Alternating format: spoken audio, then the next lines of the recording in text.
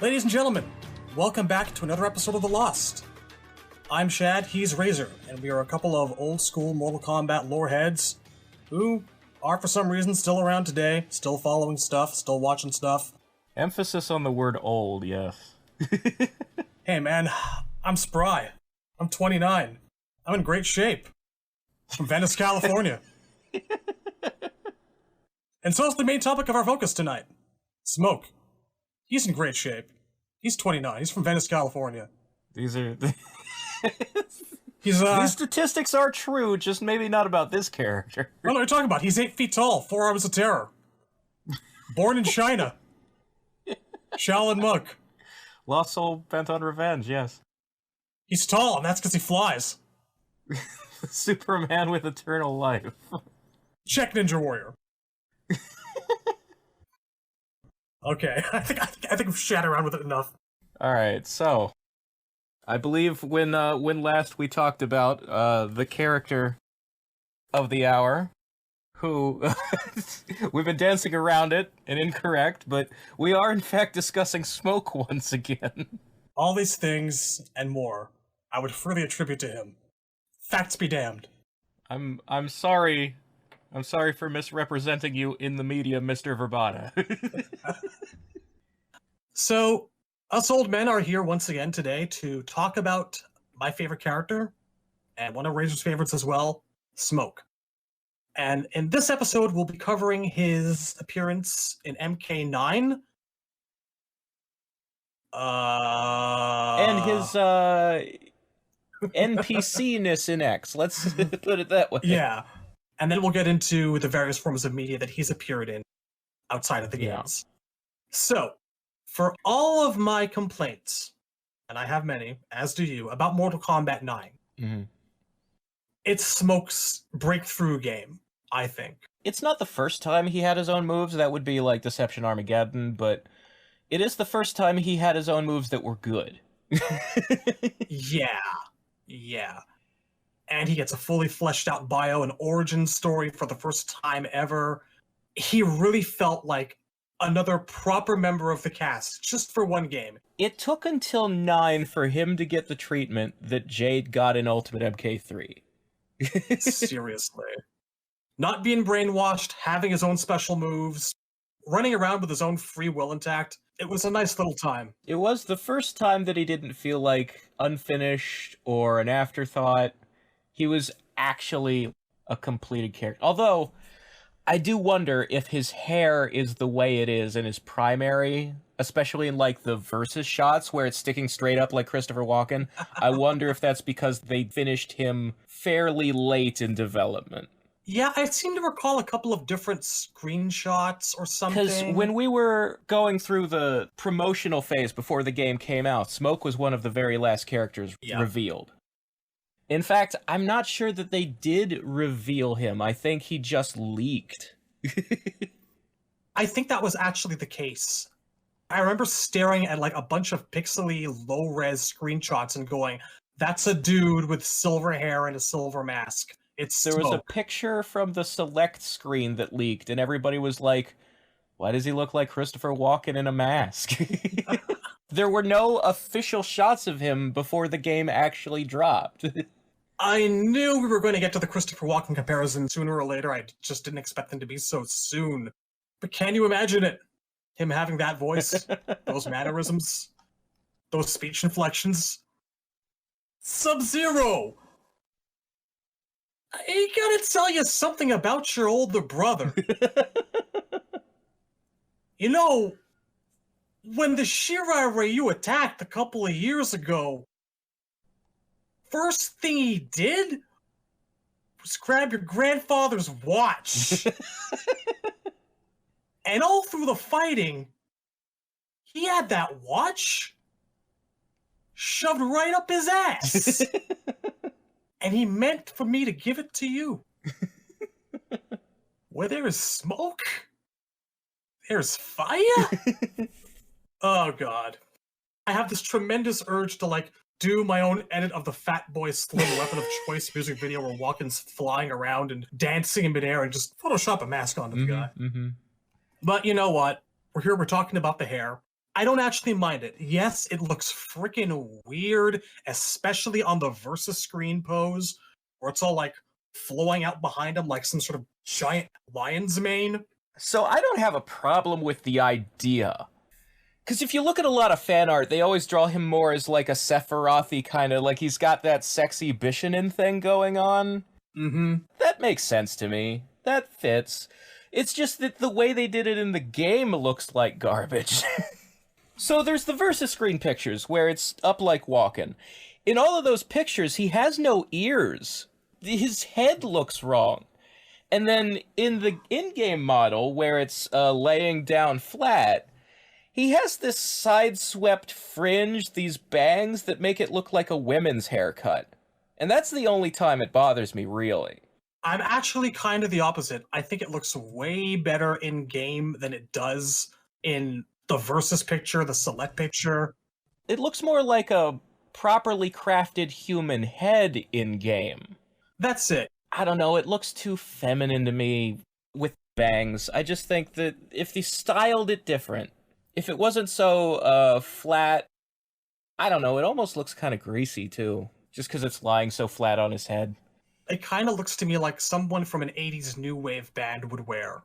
That's the other thing is, like, the graphics in MK9 have a lot of problems across the board. Liu Kang's hair looks bad, Kitana's hair looks bad. Most of the long-haired characters didn't look great in that game, and they got better at hair in X, and particularly everybody looks a lot better in 11. Yeah. So it's a shame that we haven't seen Smoke with his hair out since then, because I'm sure if they did it now, it would look a million times better. I've also heard the argument that he might look better if it had been tied back into a ponytail.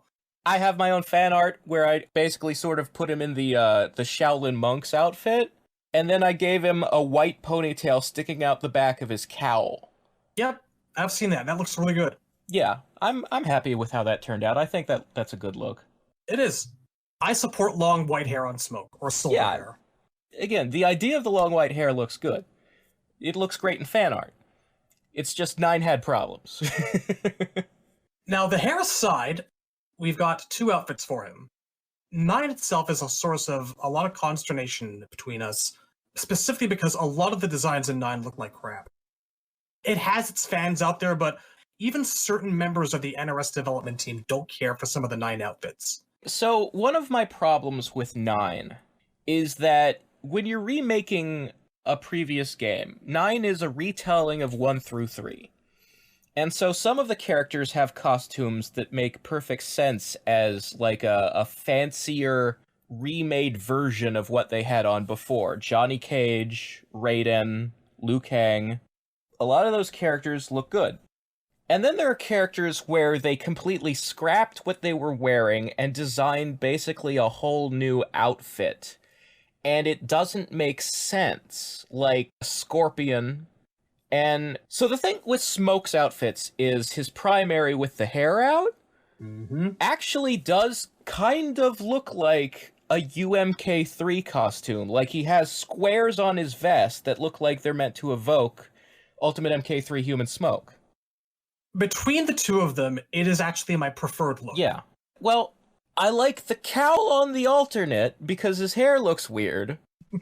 But from the neck down, I do like the primary better.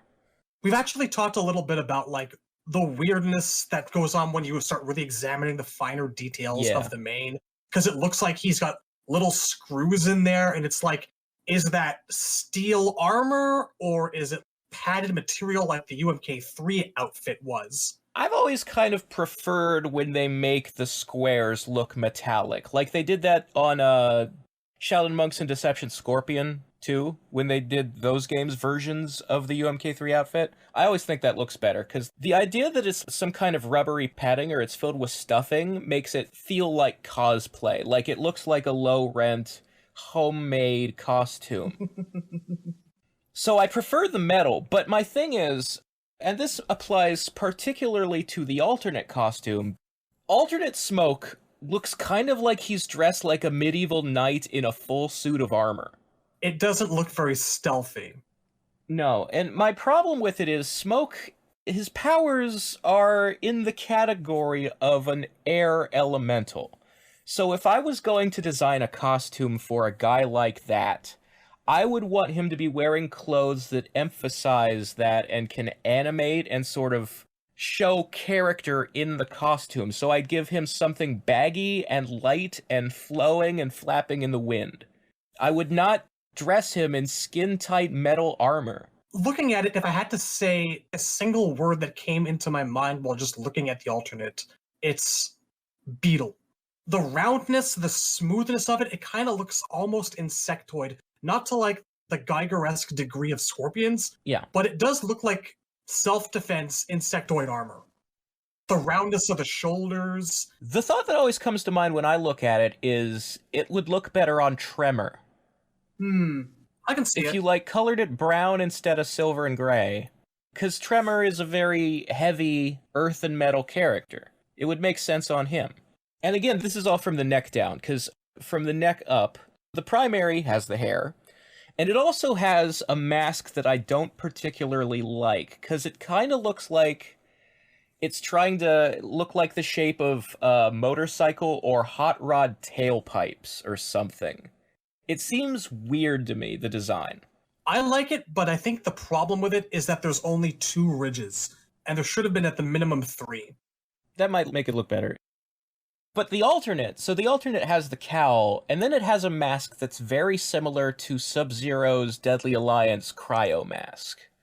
Basically, the mask looks the same as Deception Cyber Smoke, the blue and purple outfit, had on its Cyber Ninja helmet, but as a regular ninja mask. It's got like the black section over the nose and mouth like Sub-Zero has, and then it has like vents on the cheeks. They look like breathing filters, like they're circles with holes punched out in them, like a mesh or net.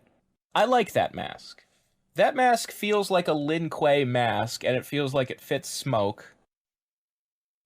It's similar in design as well to the one that Kuai Liang runs around with. Yeah. So that mask is the only part of him that looks Lin Kuei. Like, out of both Sub-Zero costumes, Human Sector and Human Cyrax, Smoke is the only one that's not wearing a Lin Kuei logo anywhere on his costume. Either costume. Bit of a massive oversight, isn't it? Yeah. And here's the other thing that kinda bugs me. So in Story Mode, Smoke and Sub-Zero had their roles reversed. Sub-Zero gets caught and turned to a Cyber Ninja, and Smoke leaves the Lin Kuei and joins Team Raiden. And Smoke's primary with his hair out is the costume he wears during that part of Story Mode, during MK3 when he's with Raiden and not a Lin Kuei anymore. Right. I would have liked it if that costume looked more like unmasked Sub-Zero from MK3. He doesn't literally have to have his shirt off and be wearing suspenders, but I would like to have seen him fully unmasked. Take the thing off your nose. I don't know about that. There's a certain aura of secrecy to the guy. I don't know that I ever need to see unmasked Smoke. At this point, I've seen, I think, literally every single other person without a mask on. You know what they say? When you know how the magic is made, it loses its effect. Right. When you know how the sausage is made, it's not so appetizing anymore. Exactly. I get that, but I also feel like Sub-Zero took off his mask to symbolically represent that he wasn't going to be a Lin Kuei ninja anymore. So if Smoke isn't going to have the same emotional reaction to leaving the Lin Kuei of giving up the costume, then we need more character fleshed out for him to establish that he's, I don't know, a secretive person and he likes the mask. And we didn't get that either. I just feel like the whole premise to me of switching Sub-Zero and Smoke's places in MK3 should have meant that Smoke became a main character and got a bunch of focus and development. Oh, you don't have to tell me. And that's the problem. He didn't. We'll get there. We're about to get there. Yeah. The other thing, as far as seeing Smoke unmasked goes, we have technically seen that. In MKX, you can see his character model with the mask off, and his face was modeled to look like Christopher Walken. You're lying. You're a filthy liar. No, that's true. I have a screenshot of that. I need that. Give that to me right. Prove it. Give that to me right now. All right, I will send that to you right this moment. I don't believe you're lying. You're shitting me. Oh, where did I put it? There it is. Huh. That looks like Christopher Walken to me, brah. Let me see here. The nose is a little bit different, but I do see where you're coming from. The wrinkles around the mouth and the pursness of the lips. I don't know, it feels like he wants to ask Bruce Wayne, why are you dressed like Batman? Well, that was the big reaction to the hair at the time, so... Yeah. That's probably a little inside nod to that. I enjoy it. Which is pretty cool. Thank you. I'm saving this. Mm-hmm. It's going into my shitposting folder. As half of my images of Smoke tend to do. Good times. I mean, speaking of that, the interesting thing about the two costumes is that every single time we've seen Smoke since 9, he's always wearing the alt. We haven't seen Smoke's hair since 9. Yeah, I don't know exactly what they think these days of it, I'm not against it. I just think that it definitely had a huge reaction back in the day, so maybe they're afraid to bring it out again. Maybe they think people hate it. I don't.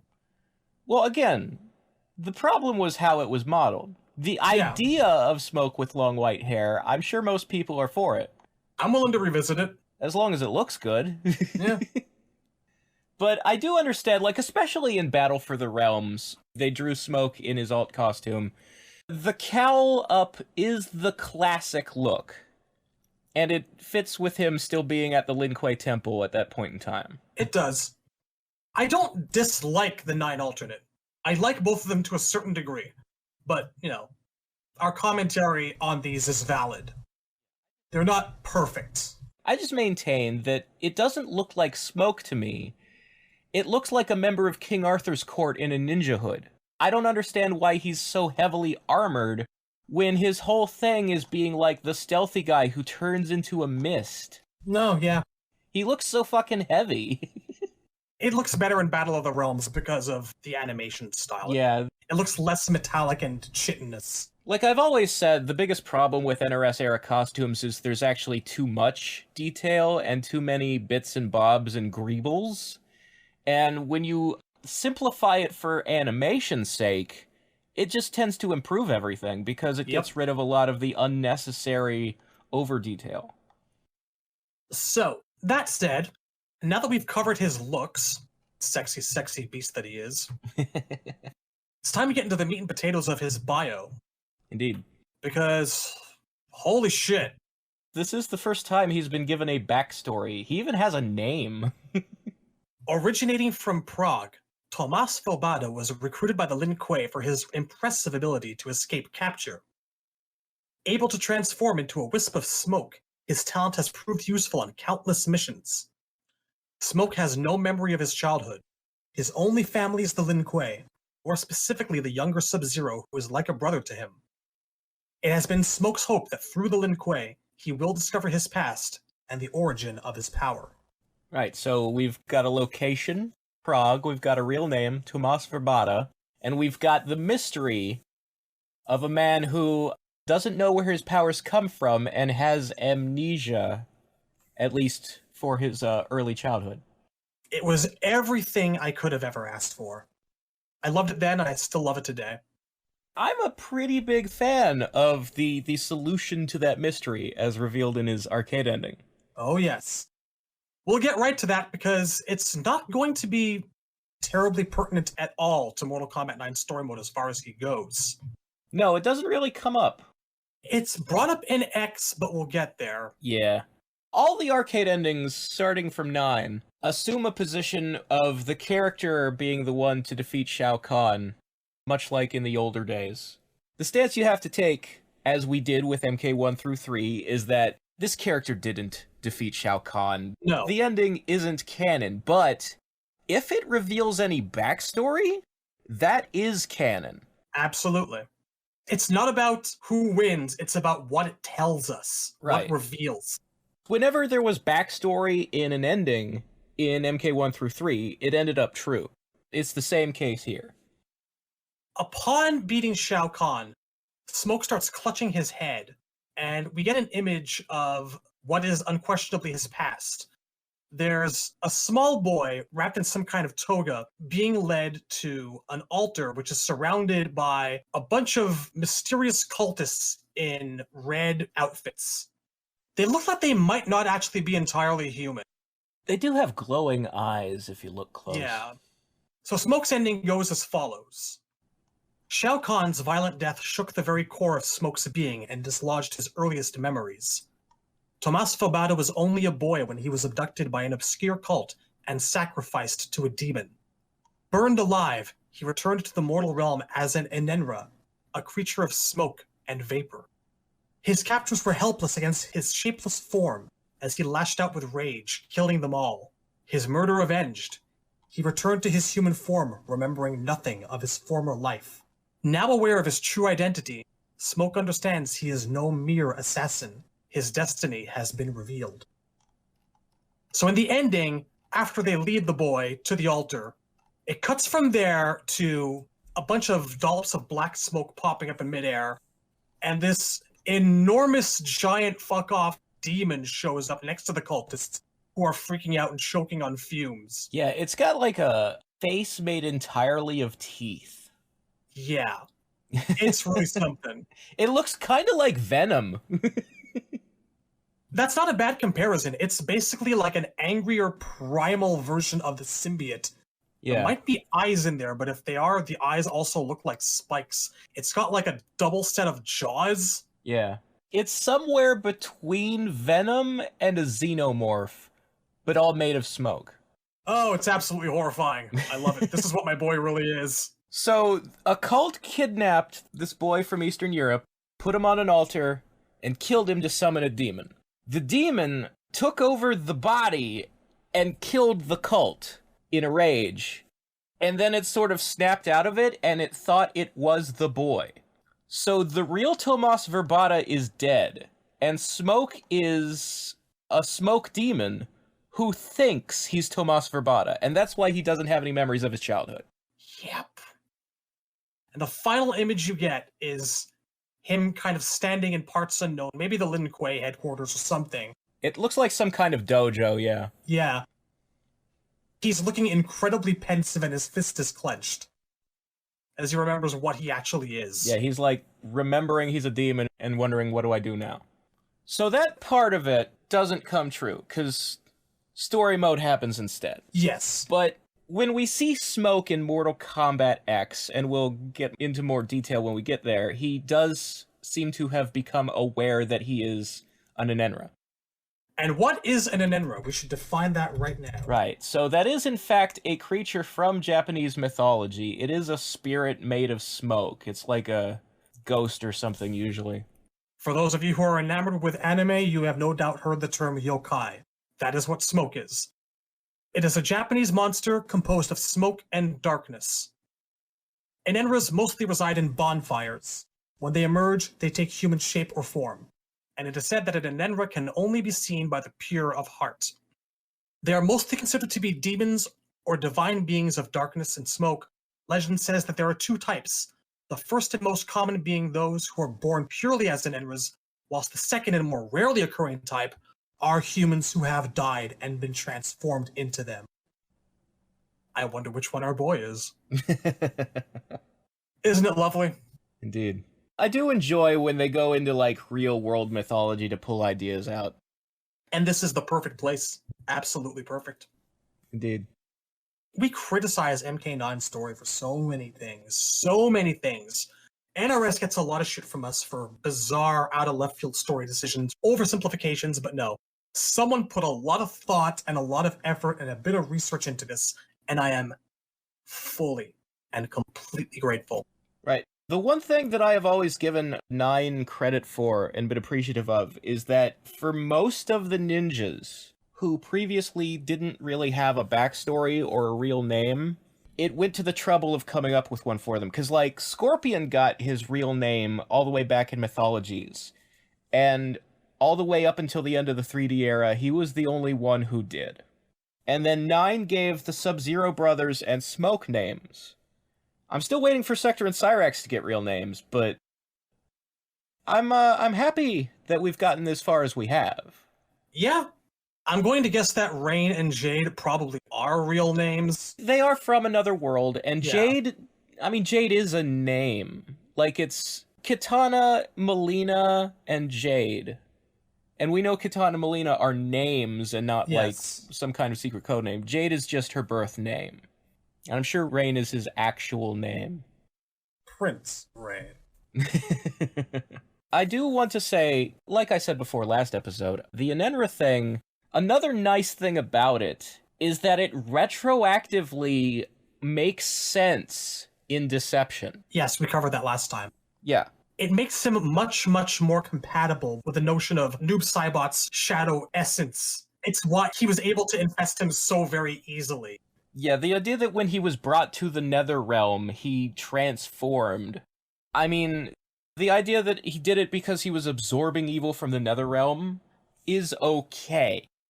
But the idea that he did it because he's secretly been a demon the whole time and now his true nature is being unlocked and combining with the technology is a lot better. And it fits together nicely in sort of the same way that Noob Saibot secretly being Bihan fits together nicely, or Gerard is one of the souls inside Ermac fits nicely. It's one of those nice times when something like... It's not even a retcon, it's a piece of the puzzle being put in. Yeah. And fitting exactly. Yeah, that's the thing. When we complain about retcons, there's really two kinds of retcon in fiction. There's when something is being revealed that you didn't know, and there's when something is being contradicted and rewritten. And the second kind is the bad kind. There's nothing wrong with the first. The first is how most flashbacks are told. That's the entire basis of origin stories. Yeah, it's very rare that a character in fiction that you start from the beginning and go linear. Most times characters are introduced in the middle of their story. The term is in media res.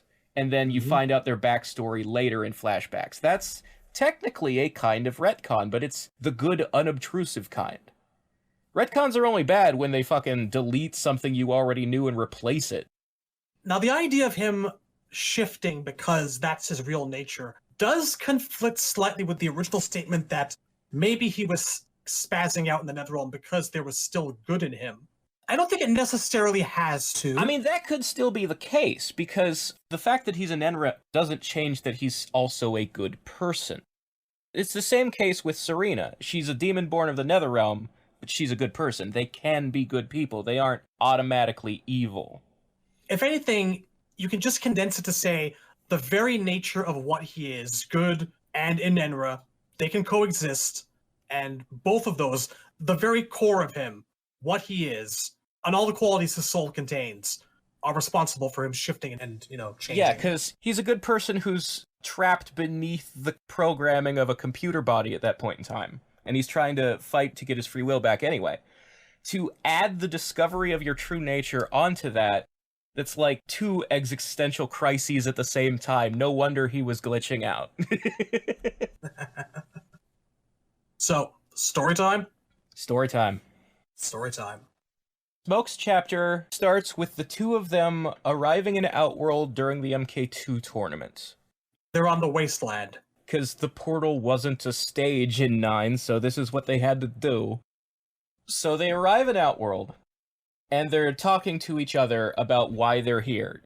Exposition delivery. They have come to discover who killed Bihan, because when Sector came home from the tournament, he refused to tell them.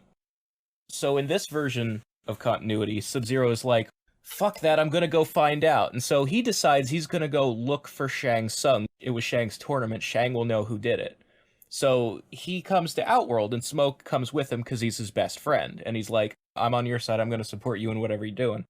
And they talk about how Kuai Liang has decided to take up the name Sub-Zero, and how his codename used to be Tundra. And he's doing it to honor his brother. And Smoke is like, are you sure that's the best idea? Because if your brother had enemies, they'll be coming after you, or something like that. Yeah, he says, assuming your brother's identity will draw attention and not all of it welcome. Let's keep a low profile.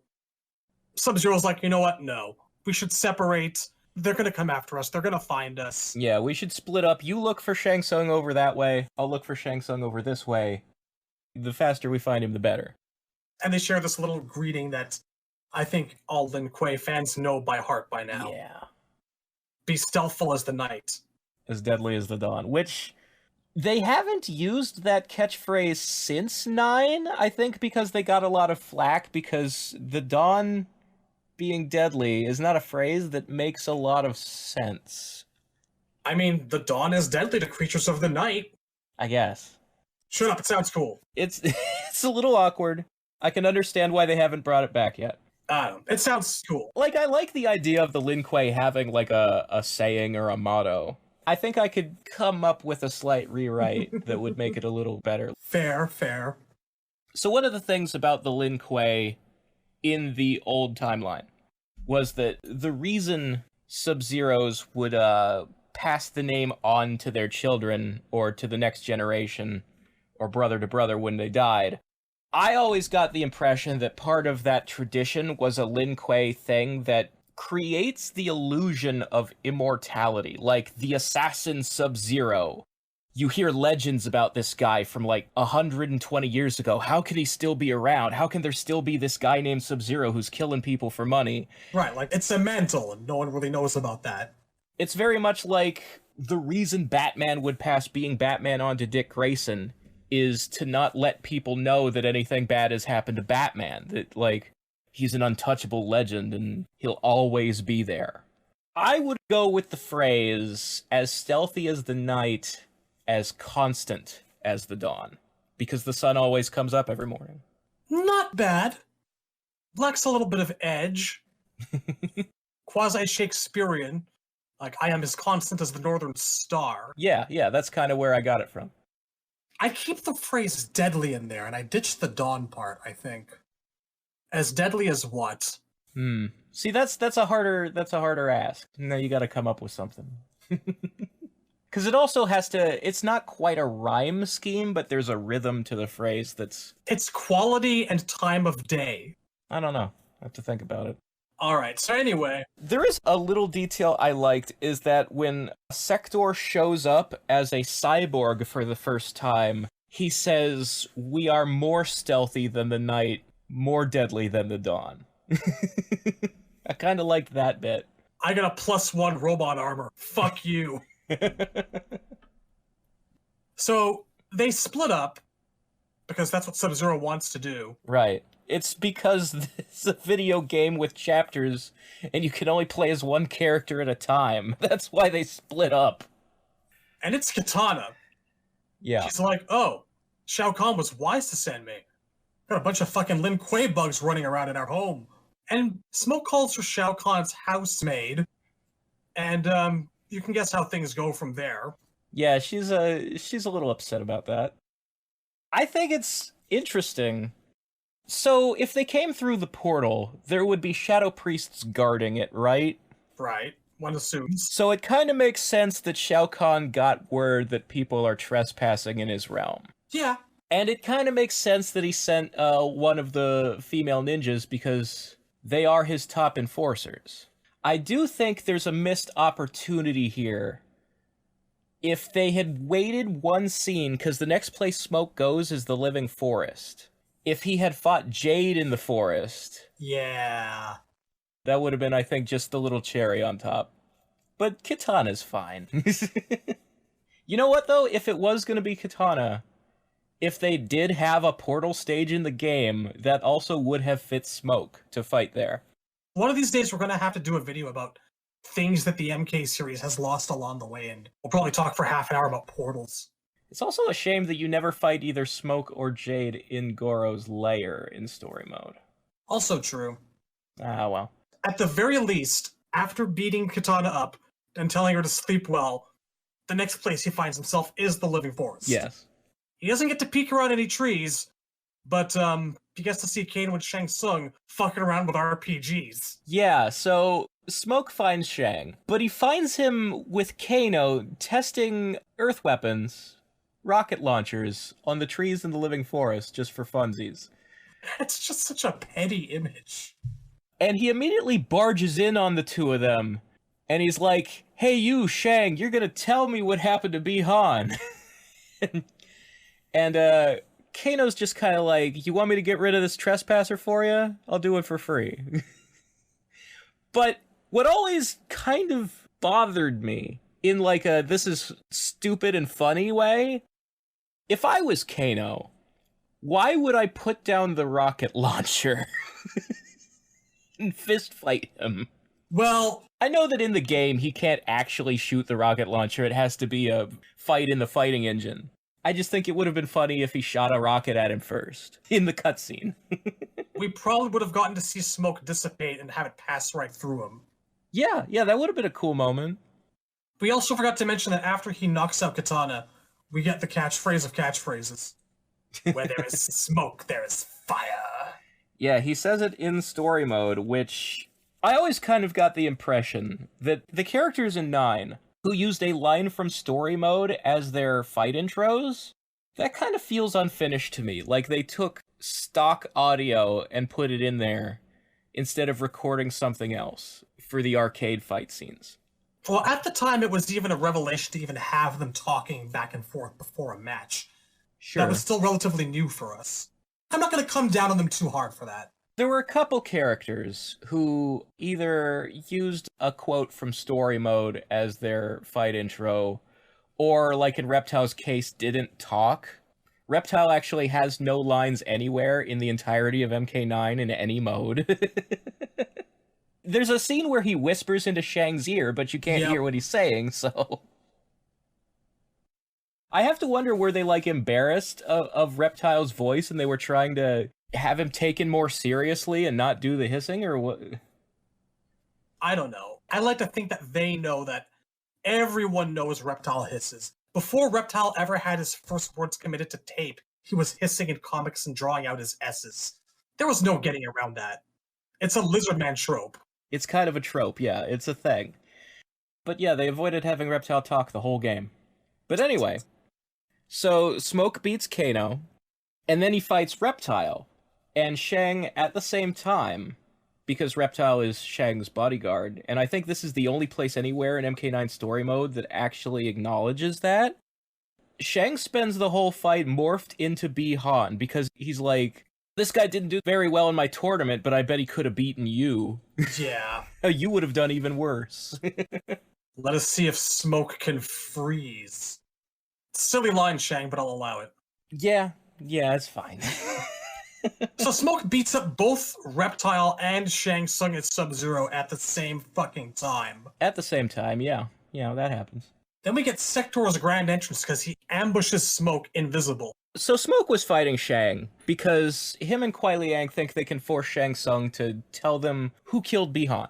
That's the whole goal here. Find out who killed Sub's brother. But before he can ask, Sector shows up. And he's like, you two left the Lin Kuei Temple against orders. You were supposed to stay put and be turned into robots like me. Literally exactly what he'd predicted the last time he saw his buddy. Yeah. They're going to come after us. So Smoke is like, fuck you, I don't want to be a robot. He's incredulous. You actually did it. You're a cyborg. And Smoke wins another one and says, I will never submit. The other interesting thing about that scene, though, is... So Smoke is the cyber ninja in the games who has an invisibility move. He's the only one of the three.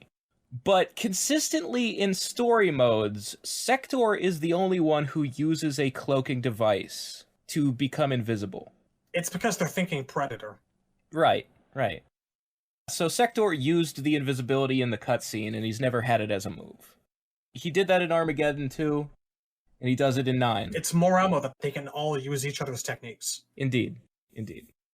I mean, it just makes sense. They're supposed to be cyber ninjas, and they're clearly not stealthy, like they're big, heavy, clunking machines. A cloaking device would be pretty much the only way you're gonna sneak up on people. So at this point, after Sector gets taken down, you get some cyber mooks who teleport in.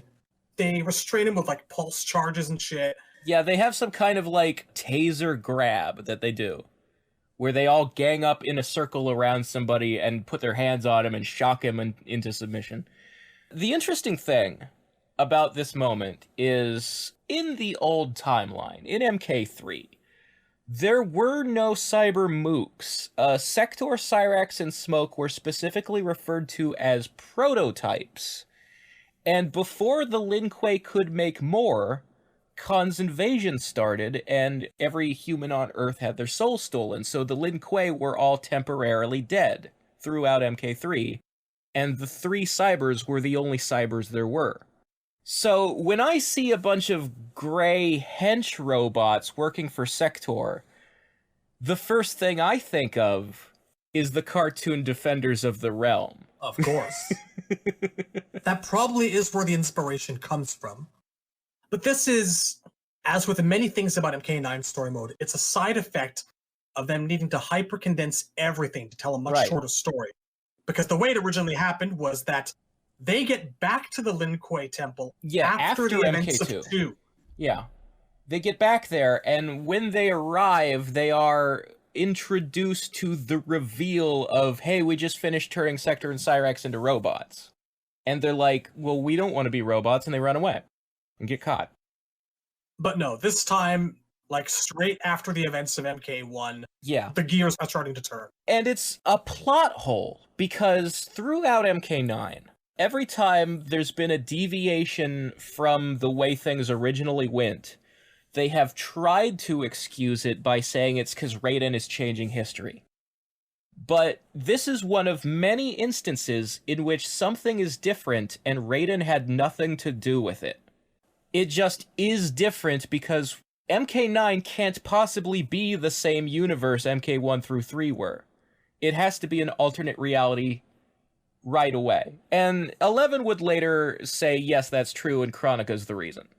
But at this point, NRS is lying to us and trying to get us to believe this is the same universe. I didn't buy it for a second. Me either. So at this point, Raiden teleports into the area with Johnny. Sonya and Jax had picked up signals of technology in Outworld, and they were investigating it because Raiden thinks maybe one of these mysterious people will be he who must win. Maybe he who must win has technology. Right. Good plan. Good plan. Well, Raiden doesn't know who the he who must win is, so he'll try literally anything. And I want you to keep that in mind because it's important in a future scene. I don't. But at this point, Raiden is just looking to recruit more allies because any of them could be the guy. So he investigates the technology signal, which was obviously the Cyber Ninjas, and he finds Smoke and he rescues Smoke. He electrocutes the Mooks, and Sector and the Mooks teleport away, and Smoke is safe. I like Smoke's interaction with Raiden here, because he basically, like, crosses himself and kneels in front of Raiden and thanks. And he's like, thank you, Lord Raiden, I'm called Smoke. It's little details like that that would, like, set him apart from a typical Lin Kuei killer. This guy's actually got reverence, knows who this guy is. It's a nice little moment. He's apparently a little bit religious and familiar with Raiden. I'm always a little bit surprised in an origin story, and this is like MK1 through 3 is the origin story era, that people know Raiden is real and recognize him on sight. Because the way it was usually presented in previous media was like people either have never heard of Raiden or don't think he's real, and there has to be a little convincing. Especially in the movie version where Lambert was disguised as a simple beggar. I guess it kind of makes sense that the Lin Kuei would be familiar with Raiden, especially since Bi-Han met him in person during Mythologies. Yeah, I've never questioned it, really. I don't assume everyone on Earth is familiar with the Thunder God. Like, Johnny's usually our window into that world of who the fuck are these people, you know? I thought it was funny earlier in story mode. So during MK1, when Johnny meets Raiden, he has to have everything explained to him, of course. But then there's a scene later where Johnny and Raiden meet up with Sonya and Jax.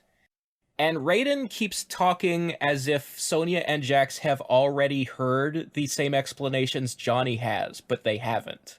And they don't react like, who the fuck is this and what's going on? They just go, oh, Shao Kahn, Outworld, sure, I know what's up. Mistakes were made. I think it's just a consequence of the amount of time that they had for the cutscenes. They couldn't have the same exposition twice because we can only make this thing 2.5 hours long, and we're trying to fit 3 games in there, and it's not fitting well no matter what we do. 1, 2, and 3 should have never been fit into the same story mode. It doesn't all fit. It just doesn't. We forgot a small detail. Okay. When Smoke is being captured and converted, Raiden gets another vision. Right. What he sees in his vision is basically Sector's character model in black and white.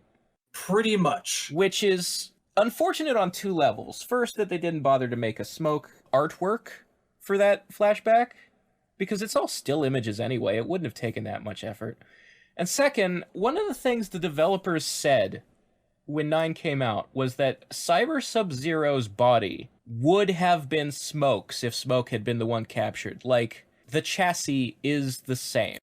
And you can see elements of that.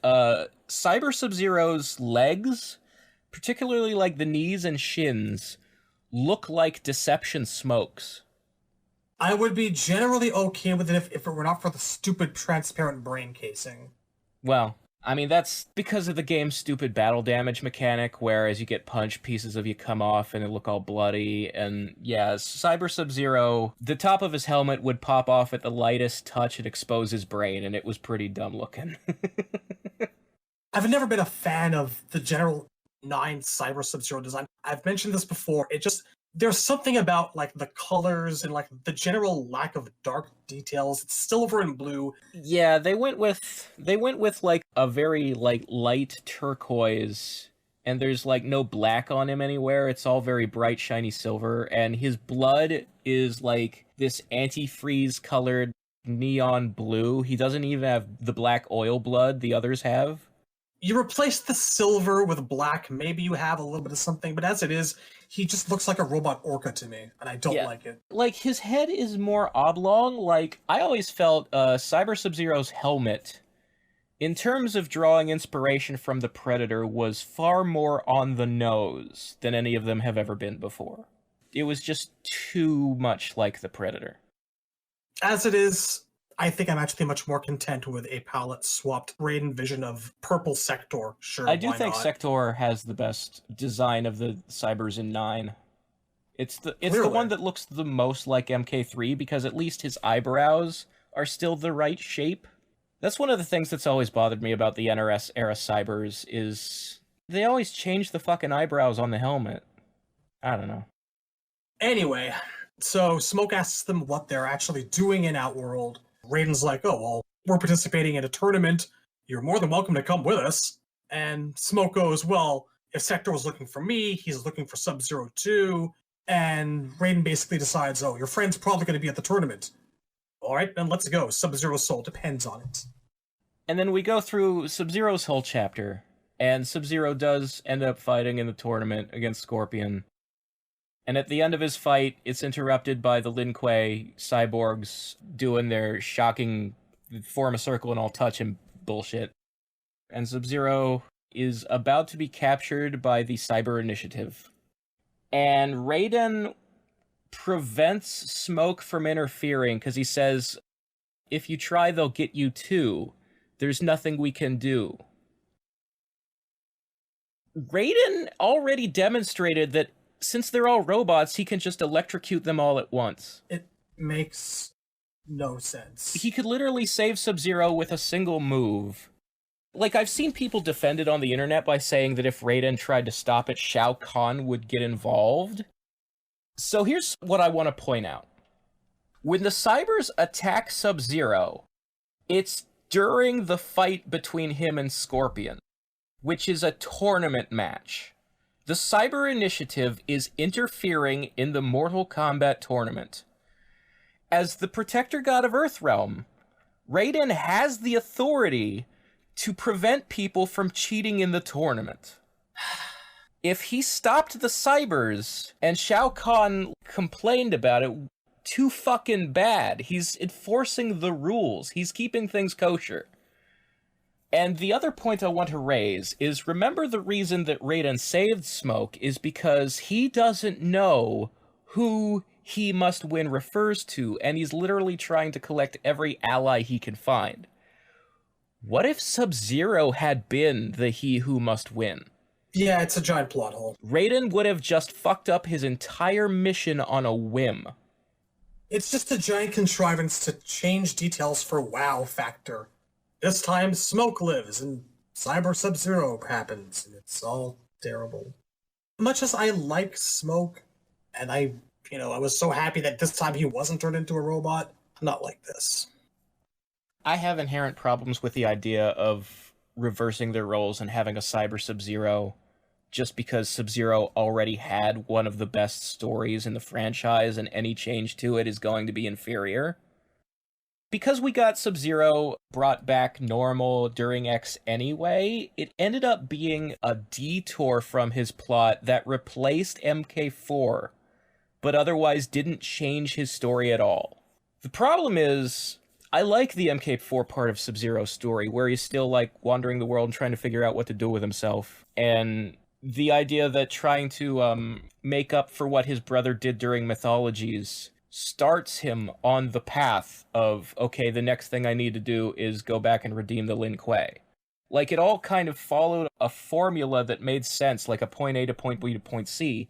Sticking that detour where he's a robot in there just kind of, I don't know, it makes things messier and disconnects the point A from the point C.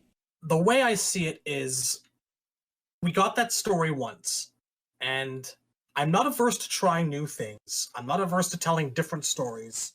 And I would have been 100% open to having Smoke be the one who lives and goes on while Sub-Zero's a robot. But it's an inherently flawed decision because the fans were never going to have that. Corporate was never going to have that. You can't turn one of your mascots into an unrecognizable robot. It's just not going to fly. Right. It's the same, like, Disney isn't going to let you replace Mickey Mouse with a robot Mickey Mouse. All the same, I still would have loved to have seen Human Smoke go somewhere, staying alive. I get that. Having their plots intersect on some completely different trajectory, but no. Well, what I was going to say is that in spite of my inherent problems with Sub-Zero being a cyborg at all, if I was still going to do a version of MK3 where Sub-Zero and Smoke reverse roles, I could think of a lot better ways to get there than this. They interfere during the tournament and Raiden just stands back and watches crap. That was the worst way to do it. The opposite of the way that we originally envisioned the escape in the first place. This time, Sub-Zero's the guy that stays behind while he makes Smoke escape, or while he has Smoke escape. Sure. I mean, most of the ideas to fix it would involve them spending the resources to make a Lin Kuei temple stage for the game. Well, yeah. What if you just left out the armory? The armory kinda sucks, okay? And it doesn't have a story role. I've always liked the armory, but it's not particularly important. I'm just saying, if you left out one stage, then you could make another stage that the story needs. Took us till Battle of the Realms to get there. Yeah. But anyway. No, you can't save him. They'll take you too. And off the Cyber Ninjas go with Sub-Zero. And Smoke just stands there sadly and watches. And that moment has given us a wonderful thumbnail that's still used around the internet to this day. Sad Smoke. And then they decide, immediately after Sub-Zero is gone, Raiden's like, ooh, Kitana! And leaves to go fuck with her, and Johnny says, sure, let's go ruin someone else's life. I have to wonder, like, it's obvious that making Raiden look like an idiot during MK9 was on some level deliberate. They wanted to put the character in a position where he would be confused and desperate to make it feel like the stakes were raising and he was between a rock and a hard place. But they did it so ineptly that they permanently damaged the Raiden character. I don't think that they had any conception of how badly they were making him look. No, I don't think they thought about long-term consequences to anything they were doing at any point in writing the story. Their sell tactic was shock and awe. That's it. Yeah. And that's most of the problem with 9, just the complete unawareness of thinking ahead and what are we going to do after this? Where is this leading? The only time at any point when they were making that game that they thought at all about the next game was that they knew they were going to do Shinnok, and that's why there are Revenants, so that the Netherrealm would have a scarier army. It's possible that they considered long-term consequences, but just ultimately didn't care. I'm sure someone in the office was thinking about it and realizing some of this stuff was a bad idea. But those people probably had no power to do anything about it. Those people weren't Ed. I remember specifically a lot of people getting upset about the entire Robot Sub-Zero angle, going, this is stupid. And at the same time, you had people going, why is Freddy Krueger in a fucking Mortal Kombat game? Didn't Ed literally just put up a picture of, like, I think it was a Cyber Sub-Zero helmet wearing a Freddy Krueger hat? Wasn't that his response to it? I've never paid super close attention to Ed's Twitter because most of it isn't important. There are people online who think every tweet has some hidden meaning and that all of his... Well, no, they're delusional or they're 14 years old. No. They're constantly trying to decode his secret messages to figure out who the next character in the next game is going to be. And I've always found the whole thing inane, and I think Ed's tweets are mostly annoying and mundane. So I don't follow Ed. I don't care what he says on Twitter. It's boring and not very funny to me. I'm remembering from, like, my last days on Mortal Kombat Online, someone responded to a lot of the controversy with, like, a Cyber Ninja helmet wearing the Freddy hat as kind of like a fuck you to all the criticism. I mean, whatever. Might have been Ed, might not have been Ed. Wouldn't surprise me much if it was, and that was his petulant response to, we hate the way you're taking things. Anyhow. So after Sub-Zero is captured, Smoke has one more really significant moment where, during Jade's chapter, Jade has just tried and failed to free Kitana from the dungeon, and she comes to Raiden for help. And before she gets there, she's attacked by Melina. And so when Raiden, Johnny, and Smoke arrive, they see Jade fighting Melina, and Smoke mistakes Melina for Kitana, and is like, why would you attack your own friend?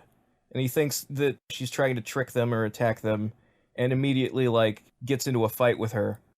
And I've always kind of wondered. So first of all, it's super obvious Melina's not Kitana, especially in this game. Yes, but people are supposed to be able to mistake the two of them. That's where they're going with this. If the costumes weren't the way they were, and you just took it as the words in the script, and the knowledge of what they looked like in MK2, it would kind of make sense for Smoke to look at Melina and think Kitana.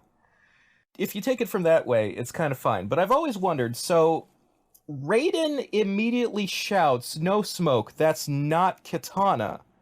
And Smoke just ignores it and keeps on going until he gets himself into a fight with Jade.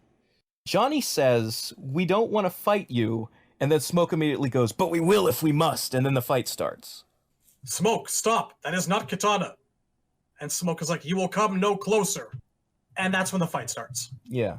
And then Jade knocks out Smoke, and she's like, I did not want to do that. Right, and my question has always been, so is the scene written this way for the same reason the rage exists in MK vs. DC? That it's just a cheap excuse to get two characters to fight when they don't really need to be fighting right now, just because it's a fighting game and we want to fight here?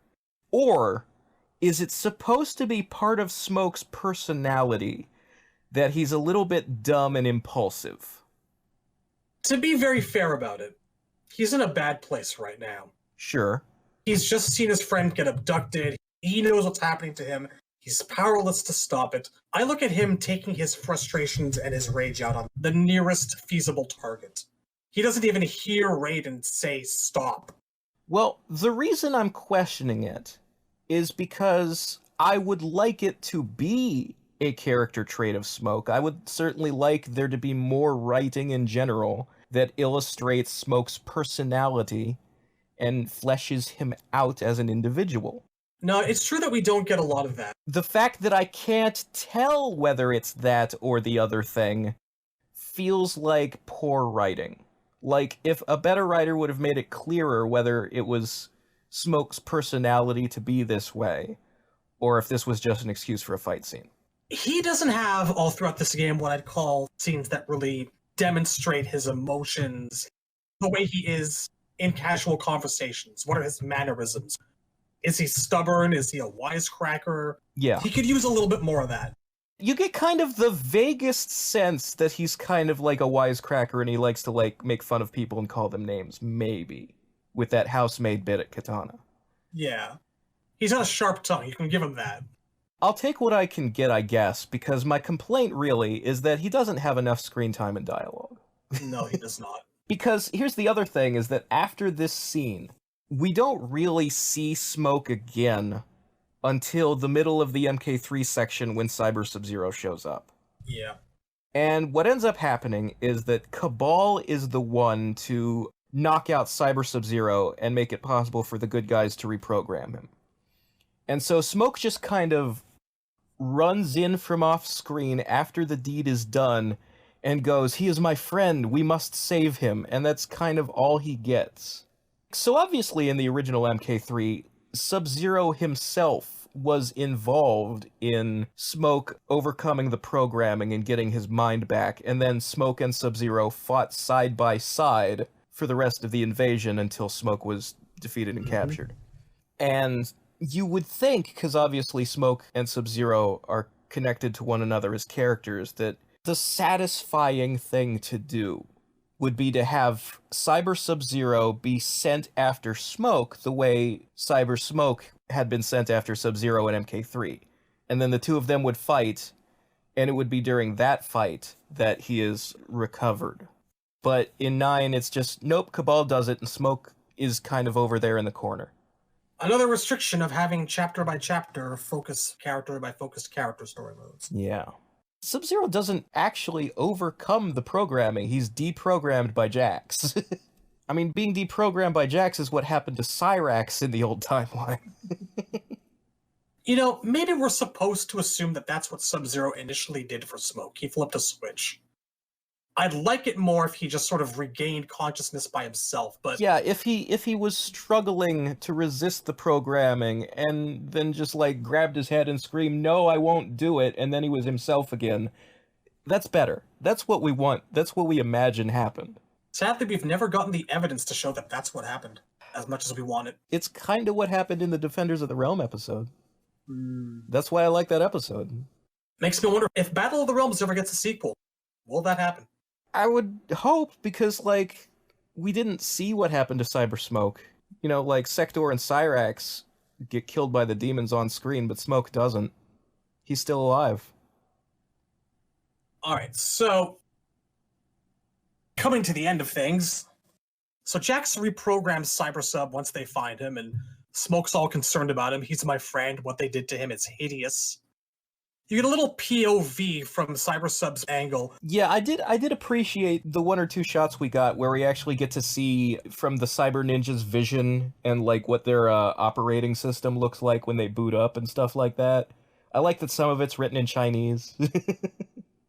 Actually, a fun little bit of trivia. When it locks onto Smoke, it says real name unknown.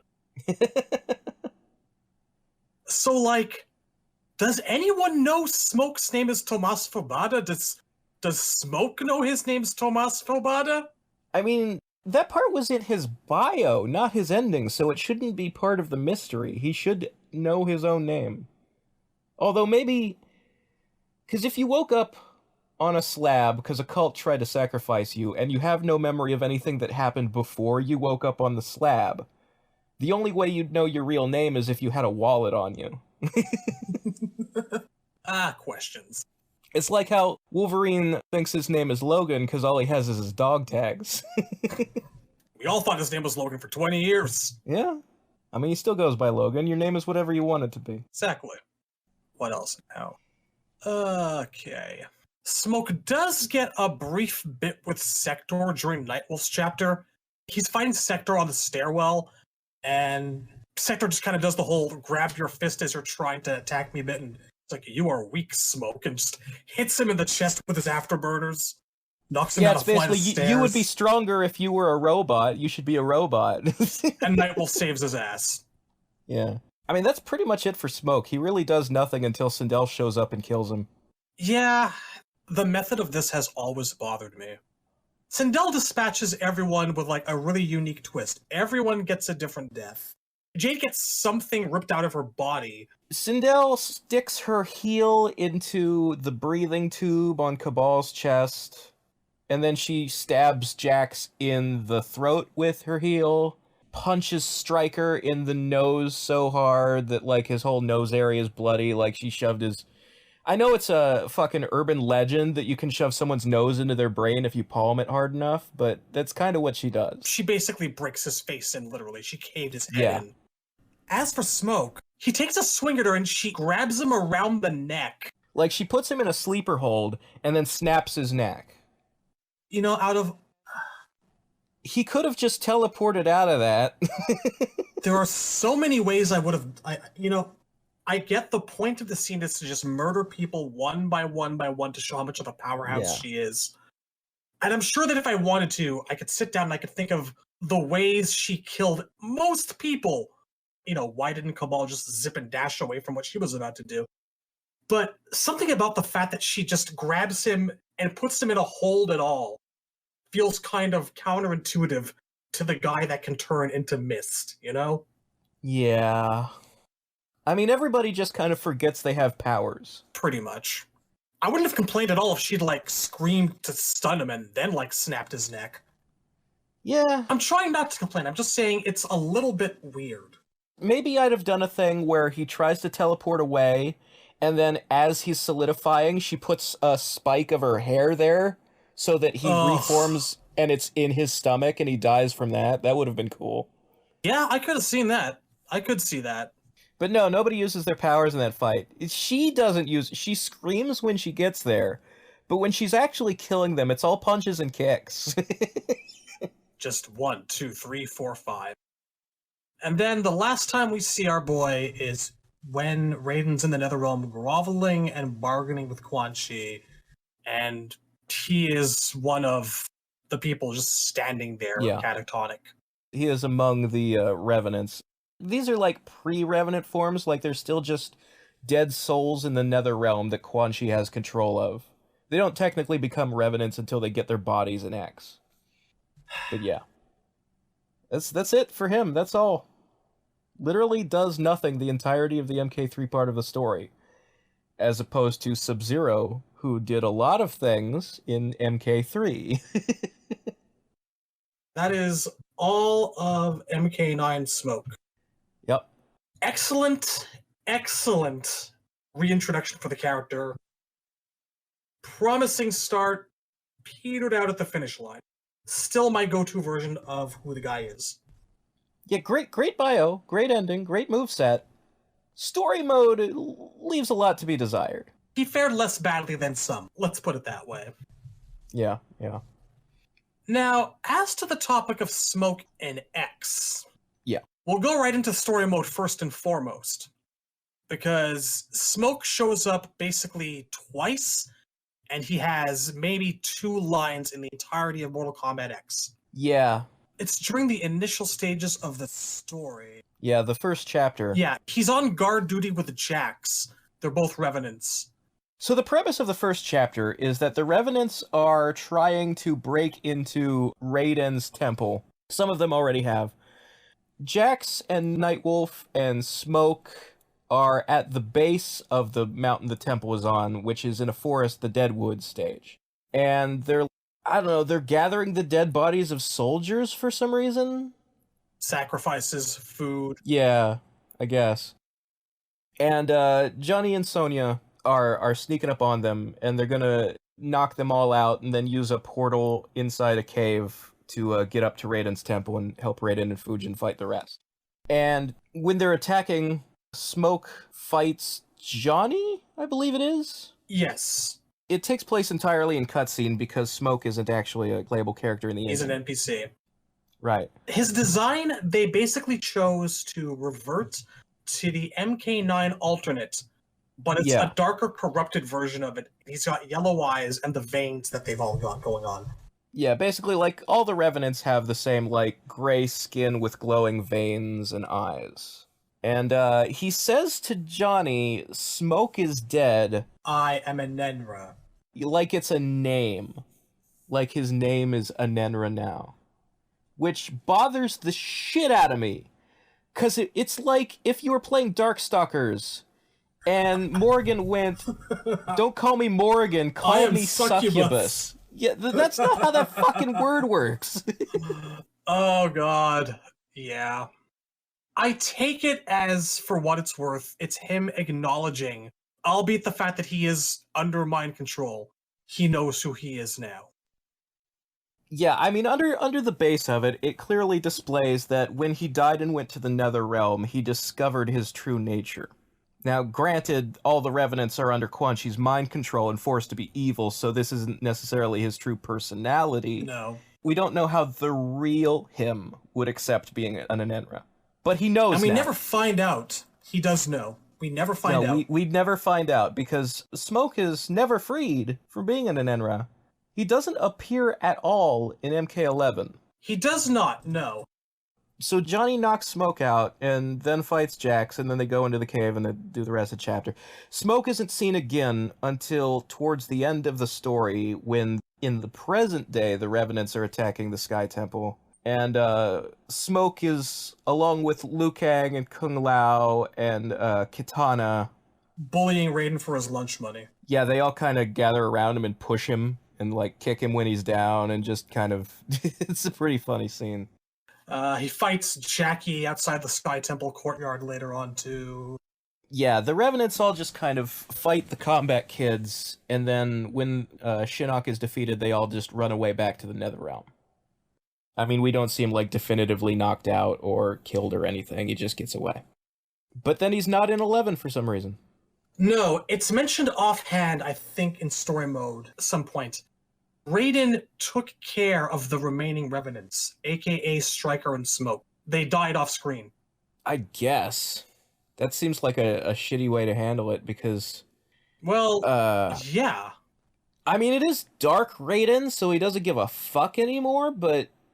Smoke has fans, man. Striker's got a few, too. Maybe don't kill these guys off screen, man. I want you to realize that we just summarized everything he did for 2 straight games where he was not a real character in, like, a minute. Yeah. To say that they don't give a crap about him in the NRS period is maybe a bit of oversimplification, because once again, we have that tendency to struggle between showing us his human form and showing us his cyber form. MKX gave us Triborg, which I do tend to look at as being their compromise. This is what Cyber Smoke would play like if he were here right now, if the story had gone that way. I did appreciate that Triborg's Smoke moveset was essentially MK9 Smoke with some minor changes. Like, he had his teleport punch 3-hit combo worked a little differently, and then they added the harpoon back in. He still had a lot of pop-up combos. I don't know if it was so much a harpoon as it was like a series of cables that came out of his chest. Instead of shooting one cable into you that has 3 prongs on the end, he shoots 3 cables into you. Yeah. But it still, in terms of hitboxes and behavior, worked like the spear. A bit less derivative than the actual MK3 harpoon, so I can dig it. Yeah, I'm alright with it. I don't know how I feel, though, about the teleport that, like, hit you in the head and then flipped you up. I was so used to having so many straight games where, like, he just straight up had the Sector teleport punch. I did wind up missing it. But it's a small complaint. The move itself just felt a little awkward to me. And his pop-up combos had a lot of weird inputs, too. So the teleport punch in 9, he would basically hit you from the back, like Scorpion does. Yeah. And then if you EX'd it, he'd do it again and hit you from the front, and then there was a third hit where he'd land on top of you. But in X, the teleport would just do the land on top of you part, but there was a string you could do to get the first 2 hits. It was kind of weird how they, like, broke up this move into 3 moves and spread it across his fucking normals. I didn't hate Triborg Smoke, but you know what? I wound up playing the Sector version a lot more. Yeah. I don't know that they were 100% successful at blending the optimal version of MK9 Smoke with a cyber form. I felt like it still needed a bit of work somehow. I appreciated the attempt, and Yeah, I me was too. certainly happy with the fact that his alternate palette was purple. Yes. I like that. But in terms of gameplay, of the three cybers, like, Smoke has always been my favorite story-wise, but I've always found Sector the most comfortable to play. And I think it's because he is the one who gets to keep the regular teleport uppercut from below you. Yes. That is the most effective of the moves. He felt nice, he felt familiar. Smoke was like trying to learn how to drive a car all over again in MKX. That's what it felt like. Yes, Cyrex has always been extremely high execution. Oh yeah. Not my style. I like a guy who I can get a string off by hitting high kick 4 times in a row. I have nothing but mad respect for 9 Cyrex players. I've seen some shit out there. It's wonderful. But I can't do that. I can't be a Cyrex guy. And Smoke was, difficulty-wise, a little bit in between them. I like the easy, high-powered one. I like Sector, play-wise.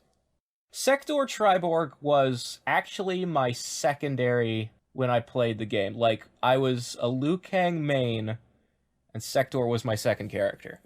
Same, but with Melina instead of Liu Kang. I don't know why, I was never that huge on Melina before, but she felt really right to me in 10. But we did not actually address the awesomeness that was Smoke's moveset in 9. No, he had some great stuff. So he had the teleport punch, which we talked about.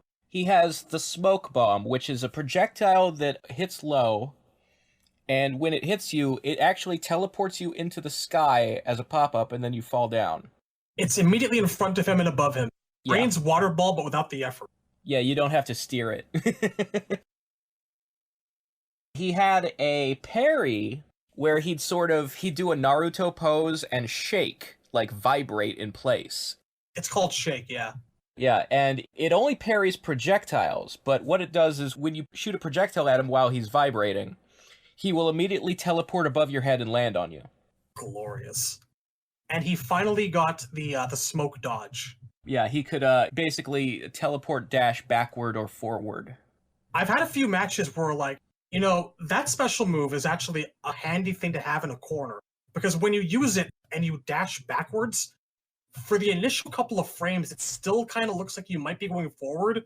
So I've had people, like, jump back when I've dashed in reverse. It messes them up.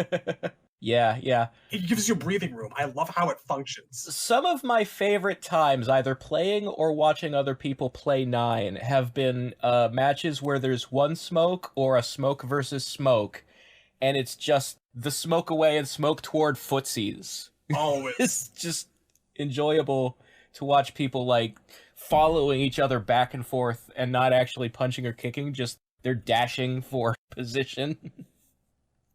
The teleport punch is something else, though, because, like, it's the kind of move that'll mess you up the first couple of times you fight it, but once you start to know what's coming, it's just the biggest liability, because you're just waiting for him to do the second one. It's like, yeah, no, caught ya. Bang. And I am extremely pleased with his bread and butter combos in 9, because they kept the ultimate combo techniques, where it's like 3 hits and he knocks you up. So he remains this, like, high-damage juggle character. And it's wonderful. Smoke was a lot of fun to play in 9. And he had the air throw, too. That's the best part, is he finally had a good moveset. And that extra was satisfying. The snap immediately behind them, suplexing you in the skull, and then just walking up and kicking you in the fucking face. Yeah. He had one of the better X-rays. I enjoy anything that has a wrestling move in it, so. Yeah. It was weird at the start of things to see him suplexing someone, but I don't know. He used judo too. There's something there, I guess. I guess. But anyway, yeah, as far as Triborg Smoke goes, I appreciated the return of the Trident, because I've always kind of felt like, as good as 9 Smoke's moveset is, I certainly would have not said no to another move that was offensive, because he has so many teleports and keep-aways. Just one more thing that just straight up hits you. The harpoon was certainly something that adds to that. But yeah, like, the changes to his teleport punch were awkward. And I didn't find him quite as satisfying as he had been in 9. Like you said, he's a keep away character, and that's all those years during the 3D era of imagining what a fully fleshed out Smoke would be like with his own moveset. That's what so many of us like came down on. He should be a guy that like just does hit and run stuff that can keep you away at bay, that can get in when he wants, and they totally delivered, and I love him for that. Yeah, yeah.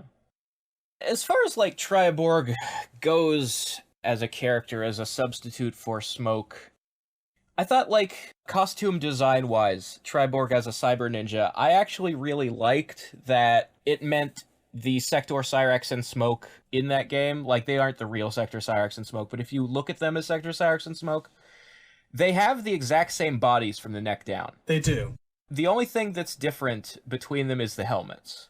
And as I said before, I appreciate when the cyber ninjas look like they came off the same assembly line, because story-wise, that is what it's supposed to be. Like, at least when you're doing the MK3 versions, I believe they should look mostly the same. Like, you can have little touches of individuality. Yeah.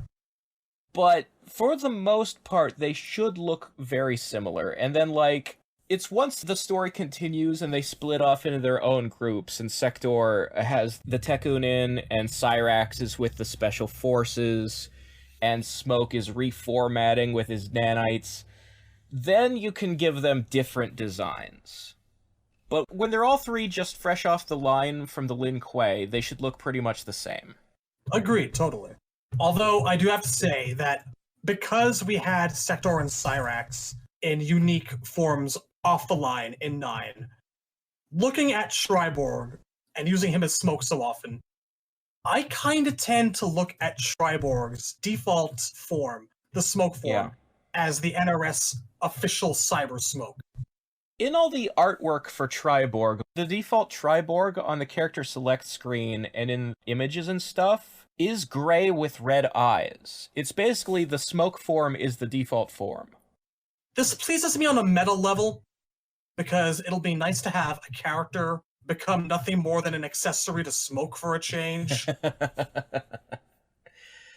So a lot of people, like, as far as the whether or not they should look all the same, a lot of people, like, see the switch from 2D to 3D and everybody getting their own costume as an element of the series growing and maturing and becoming more complex. But I also think it is a step in maturation if you stop running away from palette swaps and being embarrassed by them. I also think that's an element of growing up too, and I think that's a step that the series hasn't quite gotten to yet. I am convinced that one of the reasons we got Rain as DLC in 11, but not Ermac or Reptile or Smoke, is because of that exact reason. Deep in the heart of them, they know that they can redesign them as many times as they want. They can revamp them. They can make them as distinct as they wish. But they're always going to have that common thread. So they gave us one. They gave us Rain. Yeah. Like, another thing about the Cyber Ninjas designs is that my favorite of all time, and I may have already said this in this episode or the previous one, my favorite Cyber Ninja design of all time... Original. ...is still the original. Specifically the MK9 Retro versions. Because they look stealthy. Yeah, they aren't 100% cyber. They're both cyber and ninja. And like I said, the original helmets are still the best helmet designs. They haven't done better than that. Of all the Storm collectibles action figures that exist, the only one I own is Cyber Smoke. And that's partly because I can't afford to have them all.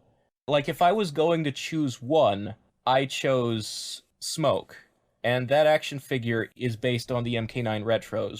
Like, it's MK3, but then the black suits have more lines on them and look a little more updated. There's nothing wrong with a couple extra details here and there. Yeah. Slowly turning around to look at my glass display case completely full of Storm collectibles figures. Look, I wish I had that kind of money. I just don't. Razor, you're in my will. If I ever die, you're getting a figure in the mail. Well, I would say I'd be surprised if I outlived you, but you are a smoker, so... How topical. Indeed. Now I'm sending you human smoke in the mail if I die, just to remind you which one's the better one. That said, briefly, what little there is of him in 11. I guess it just kind of bothers me because I've had to watch Smoke during the NRS time period go from this incredibly well fleshed out, complete reinvention of a character that I've always loved, that went over extremely well, to not really in the game, but here's what would have been if we'd taken a different form, to have a couple of accessories. No, Smoke in 11 is basically Shang's got one of his moves. That's all there is to it. God, I'm sad. So, in 11, obviously Smoke doesn't appear. No. He's mentioned in a Noob Saibot and Sub-Zero intro match dialogue. So, the intro goes as follows. Sub-Zero says to Noob, the Netherrealm can have you. And Noob says it also has your friend Smoke. And Sub-Zero goes, do not speak of my friends. And that's it. It's nice to know he still cares. At least that intro doesn't specifically say it had your friend Smoke, but then Raiden killed him off screen. Pain. For the future, there have been some rumors going around lately, and we don't typically like to talk about the rumor mill much. But there is currently, at the time of our recording this, some buzz going on about MK12. I don't know how much stock to put into these. They could have been invented completely in the mind of some 4chaner and have no basis in reality at all. Absolutely. But just for completion's sake, the idea is supposedly that MK12 will be another Armageddon or Trilogy-style game that has everybody, and they're putting in all the characters who weren't there, and that would include Smoke. By everybody, we mean everybody from the NRS games, so only people who have been in 9, X, and 11. Yeah. And for the record, that would be a starting roster of 50 characters. And I think only 15-ish of them would have to be made fresh because most of them are already in 11. Yep. Now I bring this up because one of the rumors said the version of Smoke that'll be here will be some sort of evil alternate version. He's been an evil alternate version. Like, almost every game he's in. My initial reaction to that is disappointment, but you have a point, and I just wish that just for once we'd see him at peace, you know? It feels like more of the same shit they pulled with Sindel, where they're like, well, she's evil in every game anyway, so let's just make her be actually evil. And it's... Why can't you just make the character be the character? Just give me some version of the guy that's come to terms with what he is, whatever that is. Be he an Anenra, be he a cybernetic abomination, be he a cyber demon. Whatever it is. That's all I'm saying. I don't necessarily believe anything about, like, the leaks. And, like, the leaks said that because they suggested a plot where, like, Liu Kang's attempts to create a new era go poorly and he has to try again. And so the characters that are changed are part of the things going poorly. Which is a plot I could see them doing. But... because it's more time travel bullshit? It also sounds made up. If I was going to believe anything about the idea of MK12 being an all-in, like a Trilamageddon... Trilamageddon, I like it. The only reason I would believe it is because... like, we do keep hearing that 12 will be the next game, that it won't be an Injustice or a new IP, that Warner Brothers is sort of rushing them to get out another MK because MK sells the best of all the things they make. That sounds believable, and if we're on a rushed timetable, them making a game in the 11 engine with the entire 11 roster and just adding more characters does make sense, because that's what they've done before when they were rushed. Especially characters who mostly have a pre-existing base. Yeah. I'm not saying I necessarily believe it or take it as 100% gospel. I don't take any rumors or leaks as canon or even worth speculating about, honestly. The other thing that I always point out to people is that in the past, whenever there has been a leak, and there certainly have been plenty of rumors for X and 11 since we started this channel, the only ones that ever proved true came with screenshots. This is truth. Every single leak that was just some text on 4chan ended up being false. And that's the source of this one. Yeah. So Pixar didn't happen, guys. That's the rule. But yeah, so we got through the games, and now we're talking about Smoke's appearances in adaptations and outside media. Indeed. And he's actually been in quite a few. I think he might be in more stuff outside the games than he is inside the games. You're not wrong. At the very least, in the early years, he was in quite a few things. And I didn't mention this earlier, but you know what? I think that in a few ways, he's kind of like MK's very own Boba Fett, or he was. In that he kind of got by a lot of the time on, like, coolness, what people thought he might be about and what he could do, as opposed to his actual substance in the games, which was just, for the longest time, Gray Scorpion or Purple Scorpion Sector combination. I suppose you could directly compare the way that he gets written out of the games to being, whacked on the back of your jetpack and falling into a pit at the hands of a blind man. Gotta start writing some Mortal Kombat expanded universe novels. The question now is, the next time we see him, will he be retconned into an old fat Maori? No disrespect to Tamura Morrison. None whatsoever. I actually love Tamura. Him playing Aquaman's dad was one of my favorite things about the movie Aquaman. You know that guy's got an album out? Bunch of covers? Does he? That's interesting. Yep. Good voice, too. Very good voice. Well, bully for him. Alright, so we are talking about Smoke in various incarnations of media, comic books, whatnot. Yes. Comic books would be where we start, because chronologically, Malibu would be the first thing. There's a questionable mention of Smoke, maybe as a concept, in the Jeff Rovin MK novel. We have mentioned this before, that in the novel, Kung Lao and Kano are forced to sort of fusion dance, and the form they take is described as kind of a moving cloud of smoke. And it's kind of got a bit of both of their features shifting in and out of vision. And Shang Tsung says, "They are smoke bound to my will. Make whatever you want to make out of that." I don't know if I would say with confidence that that's a reference to the character of Smoke, or if it's just a coincidence that the form is described as smoky. These were the days when we didn't really know what was up with the character, and even for that novel, it was like, it's questionable. Yeah, it's... Smoke when Tsung says it isn't capitalized or anything. I think turning a person into a cloud of smoke is a fairly common magical effect in a fantasy story. Fairly, I'd say. Yeah, I don't know. But yeah, his first actual appearance as a character would be the Malibu comics. And oh, what appearances they are. I know that you just reread through them, so you can take it. So, our boy first shows up in Mortal Kombat Battle Wave issue number 2. This was the second main miniseries of the series. Now, just to break in and get you an idea of where we're kicking off from, Jax has just been assaulted by Goro in his own gym with like a 500-pound barbell, with which he cracked him on the back of the head. You don't need any context for that, just track down the series. So while Jax is recuperating in the hospital, being overlooked by a nurse in the intensive care ward, Jade just walks in, goes to the nurse who's there, "What's the matter, Missy? You look a little green." Punches her in the face. No, wait, did Jade say to the nurse, or did the nurse say to Jade, "You look a little green"? Jade said to the nurse. That's weird. That's weird. It's because she wears green, you understand, and her name I get it, is but... Jade. It's a funny joke.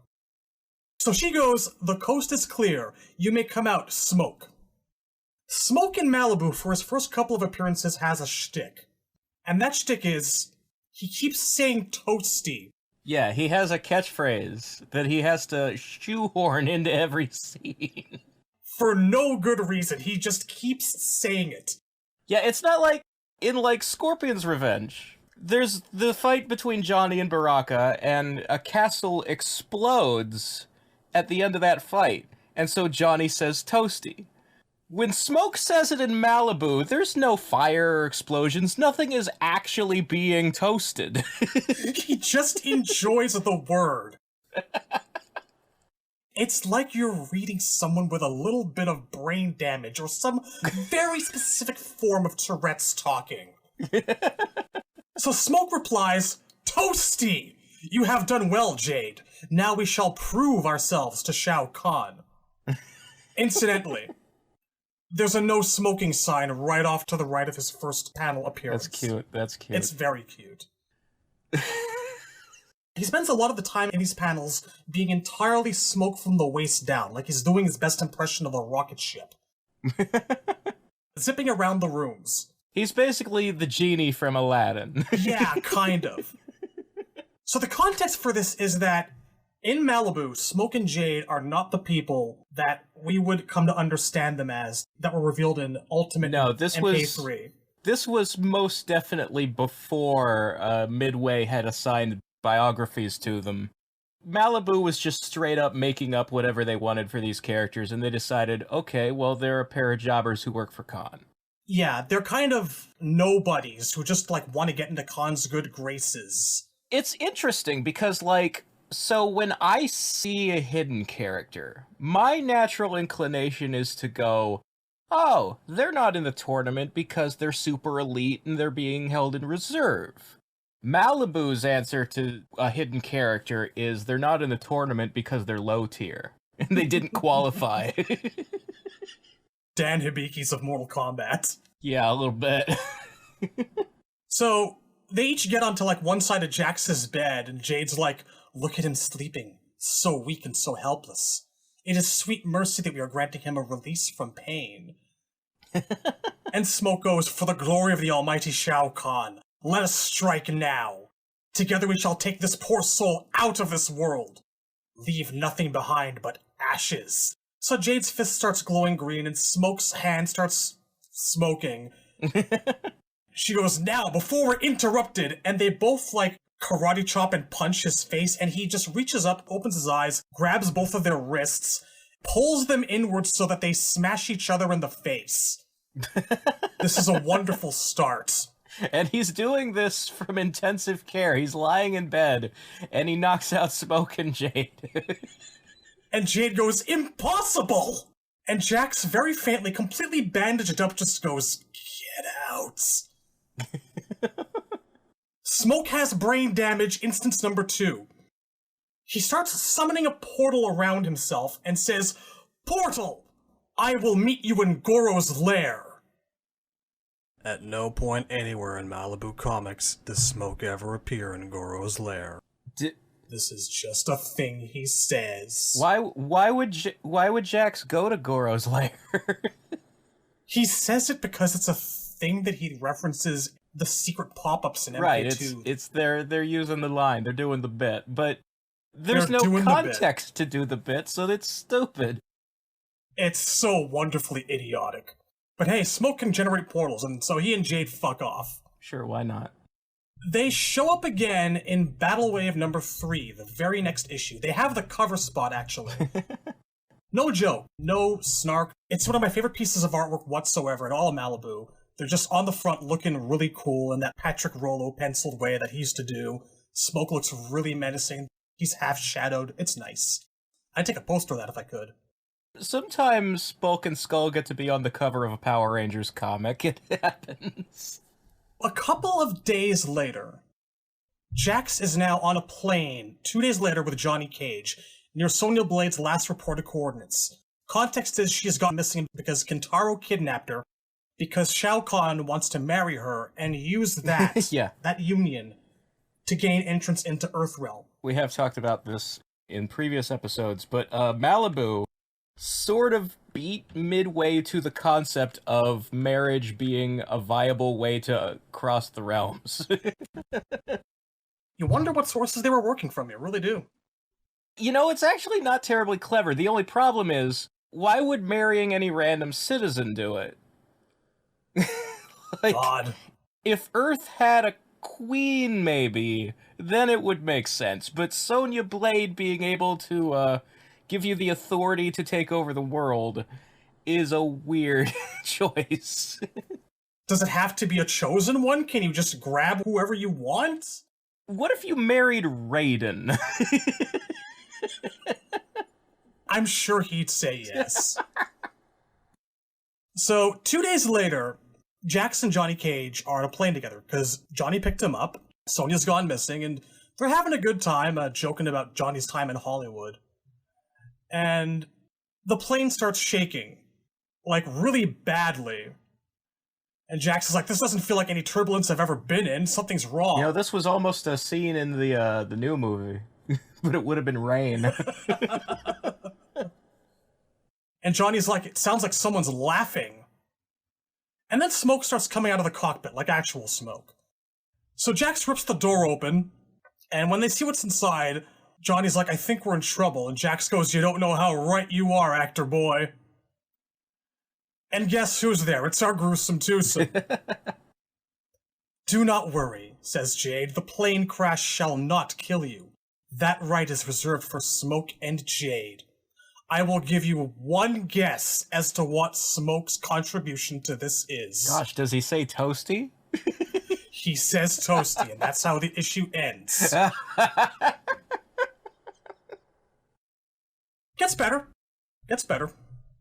Next issue, Battle Wave, number 4. 2 sets of combatants have squared off inside the falling plane. Mere minutes separate them from a tragic death at sea, and yet they prepare to do battle with one another. Prepare yourself. Their confrontation will be as furious as it is short-lived. And before it is over, it could give a whole new meaning to the term.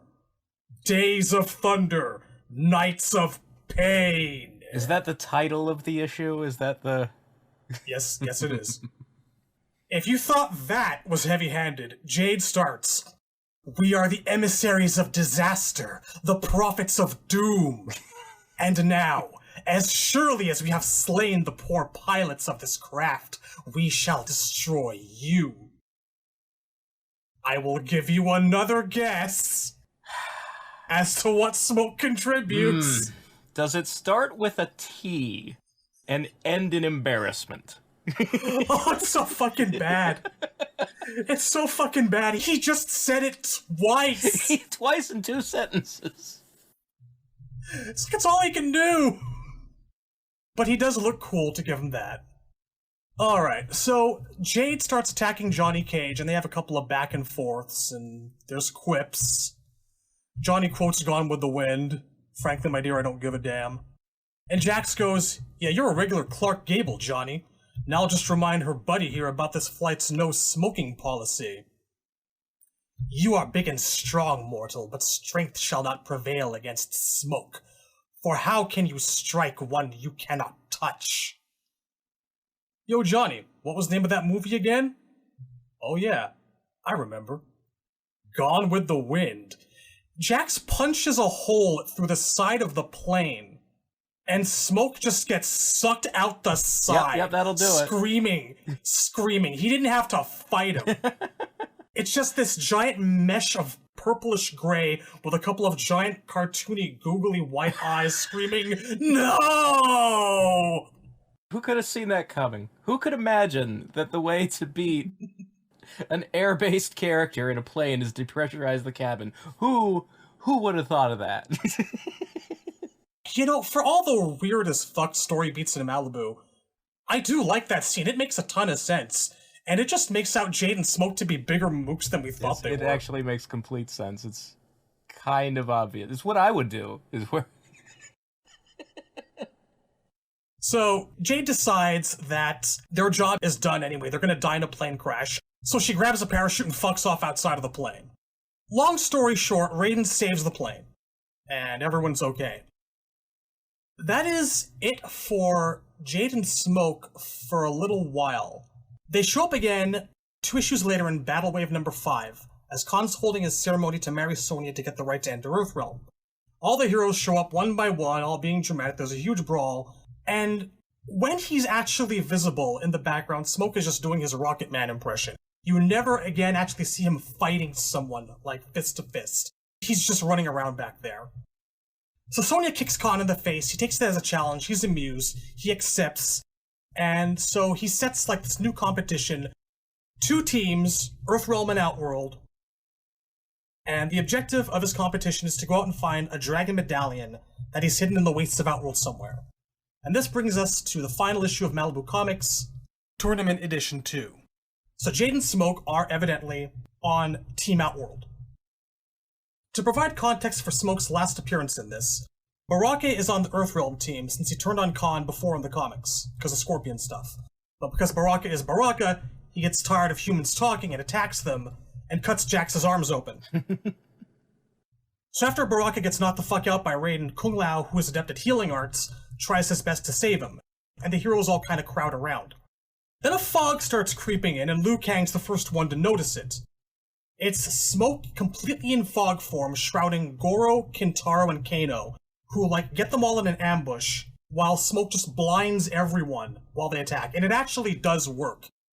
The heroes are getting their asses kicked, and the only reason that they manage to get out of the scrape is because Raiden decides to self-destruct in the form of lightning, which electrocutes Kano, Kintaro, Goro, and Smoke. And that's it. That's the last you see of him. It's interesting that you can electrocute a cloud, isn't it? Very. It's absolutely fascinating. That's it for our boy. At the very least, he ended his last issue without making a total ass of himself. He didn't say the thing again. Yeah. Oh, wonderful. Imagine if that was all he could say, like a Pokemon. 4 issues and he spouts it off 3 times. He's had better showings. Not his finest hour. He has, but again, I made the Boba Fett comparison for a reason. I found him really cool and awesome in these comics because of all the cool shit they showed him off doing.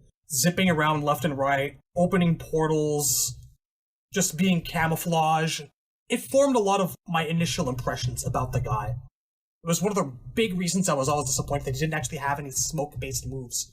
Real ones. Until Deception. Well, I would point out that at least in the Star Wars EU, Boba Fett gets to, take over the planet Mandalore. When's Smoke gonna get his time? It is a bit of a hop and a skip away from a showing we just went through, isn't it? Taking over a planet. Hey, he got to be a planet once, nah? Smoke is Boba Fett if they never let him get out of the Sarlacc pit. And, every future story takes place in the Sarlacc pit. Pain. Oh god, it hurts. But I do believe our next appearance by our boy is Defenders of the Realm. Defenders of the Realm, yes. It came out before Annihilation, so that would be the next appearance. So, Smoke's episode of Defenders of the Realm. I, in the past, have been on record and continue to be on the record as saying, I will stand by this statement. His episode is the best episode of the show, and, the show has some problems. So, if you were ever going to watch it, watch a single episode and make it this episode. I did score for myself a DVD with about 3/4 of the episodes late last year, and I watched them all. You know what? I didn't come away completely disappointed by that one. It hit the right buttons.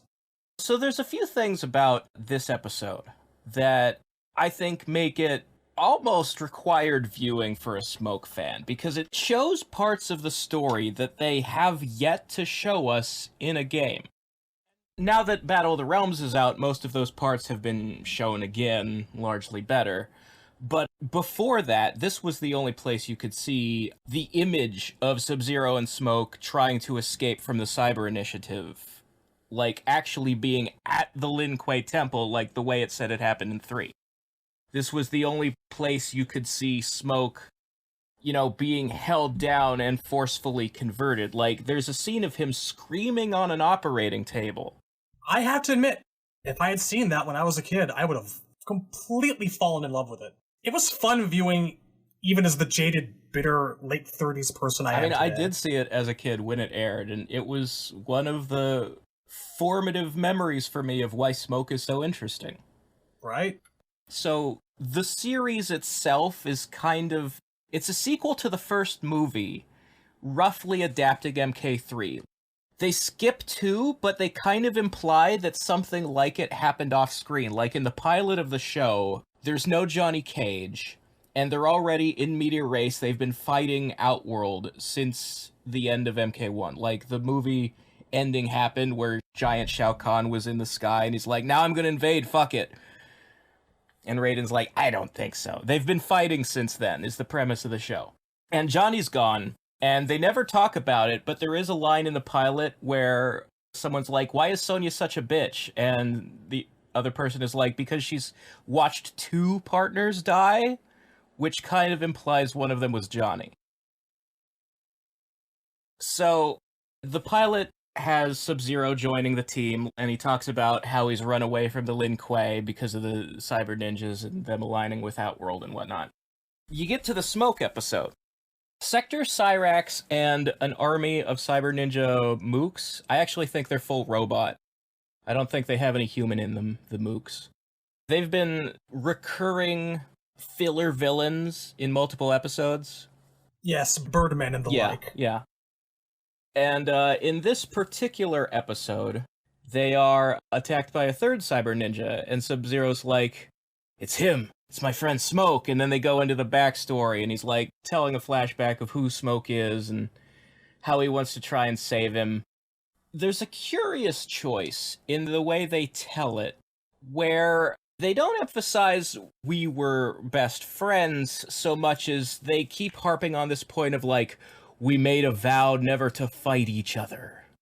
Which is kind of weird, because why would the Lin Kuei ever fight each other before the Cyber Initiative anyway? Like, why did they feel a vow was necessary? Perhaps this was a time when the Lin Kuei believed very strongly in bonds of brotherhood, of blood. I guess, it makes the dialogue a little awkward, where, like, Sub-Zero is being attacked by Cyber Smoke, and he's going, remember who you are! You know, and he keeps harping on, we made a vow! I won't fight you! I said I'd never fight you! It's like they wanted to say something else. Yeah. But censorship and the standards of children's television. I don't understand why you'd censor, we're friends. I won't fight you because you're my best friend, you know? Like, it seems like something that could have been easily worked around, yes. I wonder if the writers thought they were doing a thing where, like, this is what friendship looks like in a clan of assassins. Like, everything is about fighting and battle and training. You know, maybe that's what the vibe they were trying to go for. Like, they were trying to invent a Lin Kuei culture? I don't know. It comes off as a little awkward, and it's the one kind of sticking point. Consider the target audience. Maybe it's also about teaching kids the value of friendship and swearing to never ever hurt your friends. Perhaps. Maybe it's that simple. Moves-wise, I believe Cyber Smoke does use the harpoon at one point.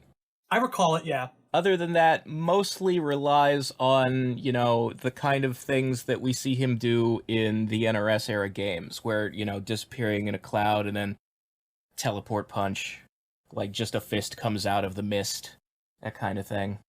I think there's a shot of him being attacked by a Cyrax net, and it wraps around him, and then he, like, becomes a cloud to escape the net. I think there might be something like that. Nice. The other there's 2 more interesting things about the episode. One of them is that when they show Human Sector and Cyrax, Sector is the one depicted as a black guy with long dreadlocks, and Cyrax is depicted like a generic short-haired white guy. Oh man, really ironic considering what came a little while later. Yeah, to be fair, Cyrax's ethnicity would not be revealed in canon until MK Gold. Yeah, it's just funny looking back on it. At this point in time, we literally knew nothing about either of those 2 characters, and they could make up whatever they wanted. I don't actually recall ever seeing any episodes of Defenders until, like, last year, so to me, the show has always just been kind of a relic of a time I never really got around to checking out, and I've always known it as that thing where they fucked up Cyrax and Sector's ethnicities hard. It is, like, screenshots of that scene are somewhat famous. Yeah. It's, like, only a single scene where you see the 2 of them unmasked. It's not even a major part of the episode. But the main point of interest for me is that this episode makes the Lin Kuei Grandmaster a character, and gives him the name Oniro, and shows him with his mask off, and shows what his superpowers, like what his Lin Kuei fighting style would be. And apparently he's Beast Boy. Yeah. He can turn into animals. He also fights with like a katana fan, which is a little odd. I guess I can see it. You often see like crime lord heads with fans. It does kind of fit the like Asian supervillain aesthetic. I think that's what they're going for. Yeah. It's kind of funny because they talk about how like the Cyber Initiative will remove your soul. Oniro throws around Shang Tsung's catchphrase a lot when he talks about how he wants to capture Sub-Zero and turn him into a cyber ninja. He keeps saying, "Your soul is mine. Your soul will belong to me." I mean, it does drive the point home that that's what the Cyber Initiative does. It takes that away from you. Yeah, I just think it's funny that like they're directly quoting Shang for no good reason. To this day, I still call the Lin Kuei Grandmaster Oniro because he hasn't been given a name in anything else. He's named that in like 50 dozen Mugen games. Well, yeah, I mean, what other source do you have to pull from? He's either Oniro or the unnamed Grandmaster. You're stuck with the same people who gave you Carbrak and Komodai. I don't hate Komodai as a name, actually. There's been worse than Komodai. They could just say his name is Reptile, as all his people are. It would have worked. It would have. Carbrak. I love it. It's just a word jumble. They just took the letters of Baraka and flipped them around. I mean, Relum Okanep, anyone? That's another weird point about the show, is like, because there's this implied backstory before the show starts, between it and the movie, Baraka never shows up. The Tarkatans are always led by a different NPC, which implies that Baraka died off screen before we ever even met him in this universe. And obviously Reptile died in the movie, so Komodai is a different fucking Saurian. It's so strange. It is a kid's cartoon from fucking mid-90s cable syndication. You know, it's of the same studio quality as an episode of Captain Planet. Quite. So, don't go into the show expecting a masterpiece, but this episode is better than most, and it is an important point in history because it's the only time until very recently that we were actually shown Smoke being converted into a cyber ninja on screen, and it still heavily influences how I picture it going down in my head. Like, the image of the two of them running out of the Lin Kuei temple and being in like a wide open space in rural China and being attacked by Sector and Cyrax there 2-on-2, and one of them getting away and the other not. That's how I've always pictured it and probably always will. Although I will say, in the show, it's depicted less as like a heroic sacrifice, like, you keep going, Kuai Liang, I'll hold them off. No, don't! No, it's not that. It's not it's that not at all. That. It's something else. No, in the cartoon, Sub-Zero goes, "Smoke, follow me!" And Smoke just goes, "No!" and runs at Sector and Cyrax and gets caught. Smoke! Follow me! No! He just refuses, and that's it. Smoke, this way! No! But we can escape! No! We can escape down the roof! No! We're literally home free! No! It's strategically wrong to take. No! Ah, beautiful. Yeah. I'm sensing a theme here, man. Smoke is not a clever man. No, if I were trying to identify one consistent character trait about this guy, because he's had so little development, the only one I could say is that he's a little bit dumb. Sadly, I have to assent. But it's like a charming dumb, though. It's... You want to adopt him as a pet. He's Poochie. You want to feed him treats. He's just not very bright. He tries hard, though. He's Jorts. He does. He's Jorts the cat. He tries so hard. So that was his only appearance in Defenders of the Realm. The episode ends with him, like, Sub-Zero does succeed in reawakening his memories, and he breaks his programming, and he attacks Oniro to help Sub-Zero escape. But then, like, Sub-Zero's like, come with us, join the team, and Smoke's just like, no, I'm a loner. I'll see you later. And he fucking takes off. Idiot or asshole? You decide. It's clumsy, but it's definitely the kind of setup you see in a series where they don't want to mess with the status quo and they just want a character to be like a recurring guest star. But since the show never got a season 2, he didn't get to be a recurring guest star, and he's only in that one episode. Cabal got the same deal. There's no reason Cabal shouldn't have joined the team, but he's like, I'm ugly and I belong in the sewers. Go on without me. Cue the Linkin Park. Crawling in my skin. So, after Defenders of the Realm, Smoke's next appearance was, like, only a year later in Annihilation. Oh, yes. The interesting thing about Smoke's appearance in Annihilation is that it wasn't supposed to be him at all. No. It's not impossible to get your hands on rough drafts of this movie. And in the earlier drafts, that was definitely Sector that attacks Liu Kang and Kitana in the fucking cave where they get out of the whirling ball. the Velosphere. Totally not in any way, shape, or form a leftover prop from American Gladiators.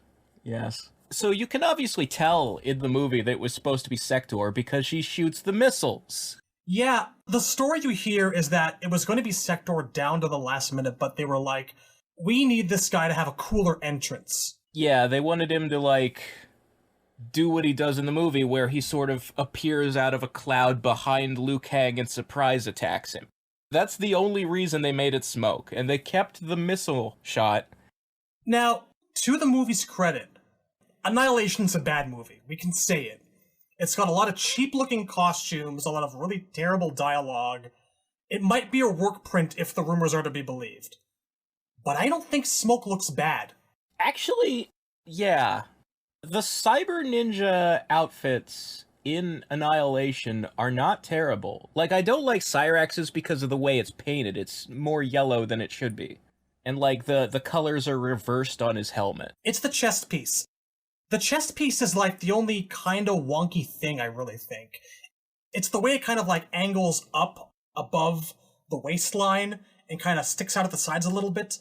It gives him kind of like an egg shape. It's a bit odd.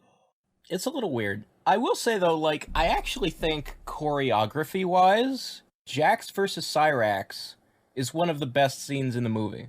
Like, one of the best fights. Oh yeah, it's fun to watch. You know, I like Annihilation. Like, it is a bad movie, but it's a fun bad movie. Like, you know, like a Friday the 13th film. Exactly. It's cheesy and corny, and it's funny. It's enjoyable that way. So Smoke looks pretty good in the light. Notably, he's not purple at all. He's basically silver. Yeah. Silver and black, and the tint of the room and the environment around him while he's fighting Liu Kang, I guess add a little bit to that. Give him a little bit of that purple suggestion in the air. Yeah, that whole cave is lit up blue. It's not bad. I don't mind the silver in live action. So he and Liu Kang have a pretty good fight. He does a couple of impressive axe kicks, launches a missile which Liu dodges, kind of cartwheel flips over and backwards. It's awkward because he leaps one way to dodge it, and because of the shitty editing, he flies in the other direction. Yeah. There's a weird cut where he's leaping to the right, but when the missile actually goes past him, he's leaping to the left. It's a treasure trove. Something new and ever seen. Something wonderful. But then Sub-Zero comes in to save him, like he zip lines hanging upside down by his legs off a line made of ice. For all that you can actually see it. So that he can use his hands to shoot ice at Smoke. Which freezes the poor bastard while a missile is getting ready to eject in his chest. Then Sub-Zero gets down and kicks his friend over the cliff while frozen, and the poor bastard explodes. Yep. And then Sub-Zero is just like, Shao Kahn reprogrammed them to come after me. Come on, we've got to go this way. And then the Scorpion shows up and kidnaps Kitana and all that. But, like, you can tell from the dialogue that it wasn't exactly planned to be Smoke, because he doesn't mention, we just killed my best friend. I feel real bad about it. No, not at all. He reacts as if he had just killed Sector. It's not a big deal. Shao Kahn reprogrammed him to come after you instead of me. Like, he says the name Smoke, like he says reprogram Smoke, but yeah, he doesn't act like he cares, is the point. Now, if you want to draw a direct line using your own headcanon, even though I know it's impossible, but just for shits and giggles, draw a direct line from Defenders of the Realm to this, you can read it as Sub-Zero not wanting his friend to refuse him again. Say no to this, asshole! I will say, just in case, like, not to confuse anybody who's never seen the two things, Annihilation and Defenders of the Realm are not canon to each other. No, they don't work. They are both sequels to the first movie, but they're different branches. Like, Defenders, it's a sequel to the first movie, and Annihilation is a separate sequel to the first movie that doesn't have anything from Defenders in it. Another thing to note about this scene is that, like many awesome scenes in the first two MK movies, like most fights, it's set to music. Right. And the music in this case is by a German happy hardcore rave EBM band called Scooter.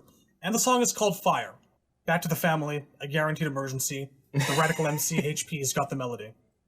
Fire. The album had the fully lyrical version, but in the movie... it's just instrumental.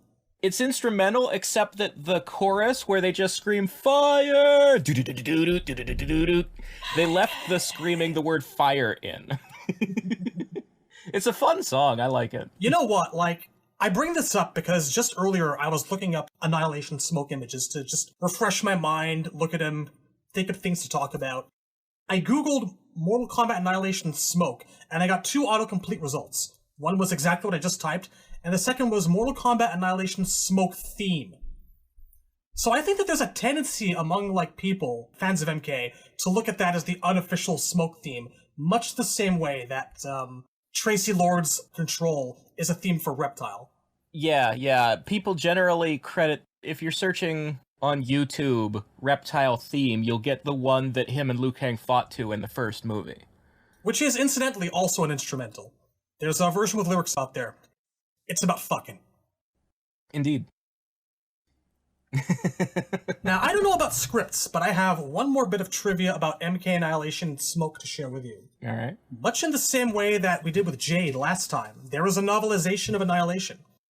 Smoke does not attack Liu Kang in the novel. I've never seen an Annihilation script, so I can't see if this is in there. But in the novelization of Annihilation, Smoke appears alongside Melina to attack Jax and Sonya out in a jungle. They're not in a desert, they're in a jungle. Curious.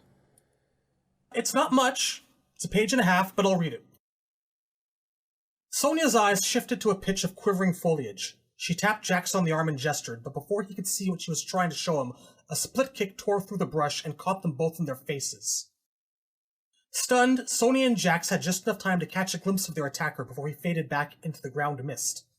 They looked around in frustration, searching for any sign of him, but it was no good. He was either gone or perfectly camouflaged, and Sonya was betting on the latter. She cut her gaze this way and that, her eyes trying to penetrate the gauzy fog, and was turning to investigate another hint of movement in the brush when an arm snaked around her throat from behind, roughly yanking her backward. An angular, exotic-looking woman with eyes like burning coals, and a body as tautly well-conditioned as her smile was vicious. Sliding her hands between the woman's limbs, Sonya landed and put her in a headlock, flipping her back into the mist, which poured around her in a churning brew, concealing her from sight. There was a brief silence. Then, all at once, the mist in front of Jax coalesced into the shape of the first attacker, who struck out with a rapid succession of blows that snapped his head back like a speed bag. Jax reeled dazedly, bringing up his new arms for a retaliatory combination of punches, but his commands to them were still getting scrambled somewhere en route from his brain. His blows went wild, missing his elusive attacker by several inches, giving him the opening he needed to fade back into the mist. As Jax looked down at his mutinous fists with disgust, cursing them under his breath, the red-eyed woman cartwheeled through the mist and landed with her legs wrapped in a scissor grip around Sonya's neck. Sonya rocked and staggered, gasping for air, but somehow gathered the energy to flip her opponent off of her. In the brief pause before the woman recovered, Sonya got her first good look at her, and almost froze in shock. Kitana? The woman cackled. Name's Melina, and I don't appreciate being confused with my virtuous half-sister. Just for that, me and my pal Smoke are going to make your deaths extra painful. You wish, Sonya said. Ironic.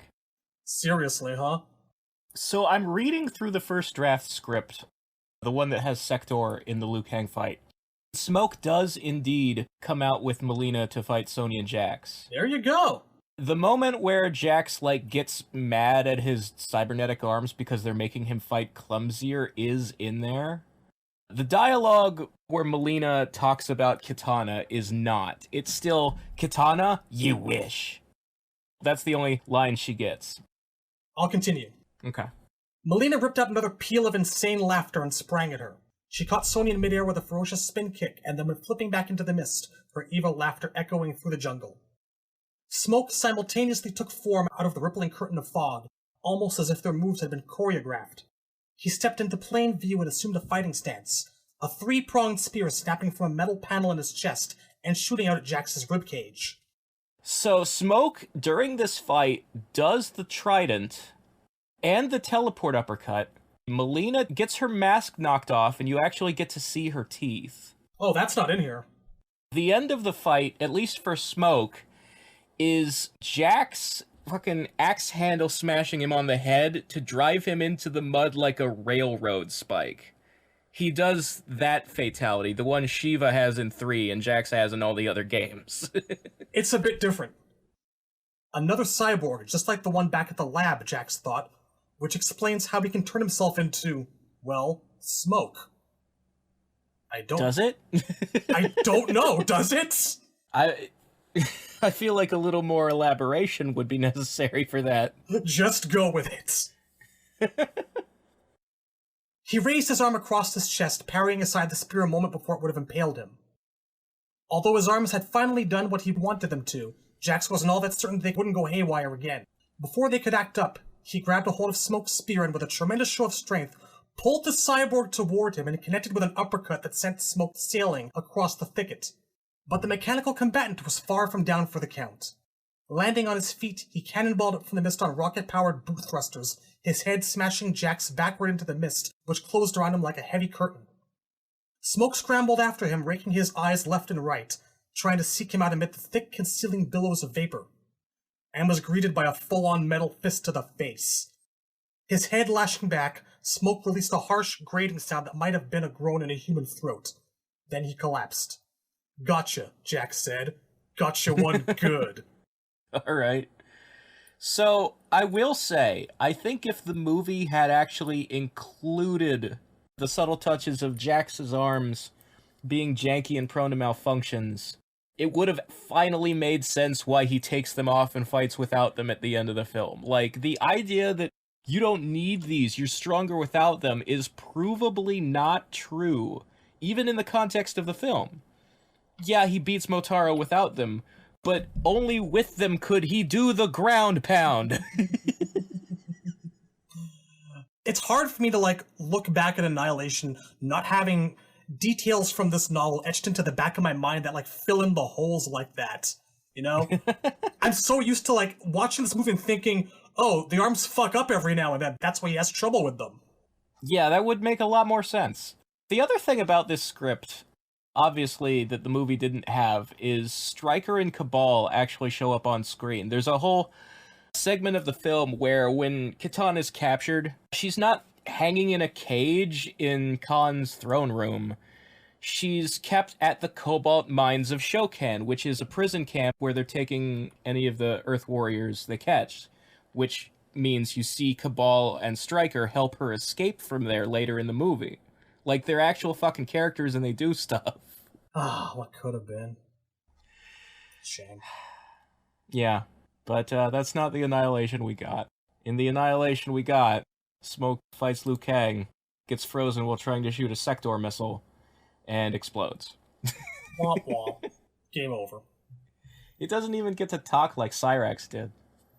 Oh god, could you imagine that if he actually had lines? We still to this day associate death is the only way out with Cyrax. It was a good line, yeah. I mean, younger fans associate that with Jade, but they've probably never seen Annihilation. Don't burst their bubble. Let them enjoy it.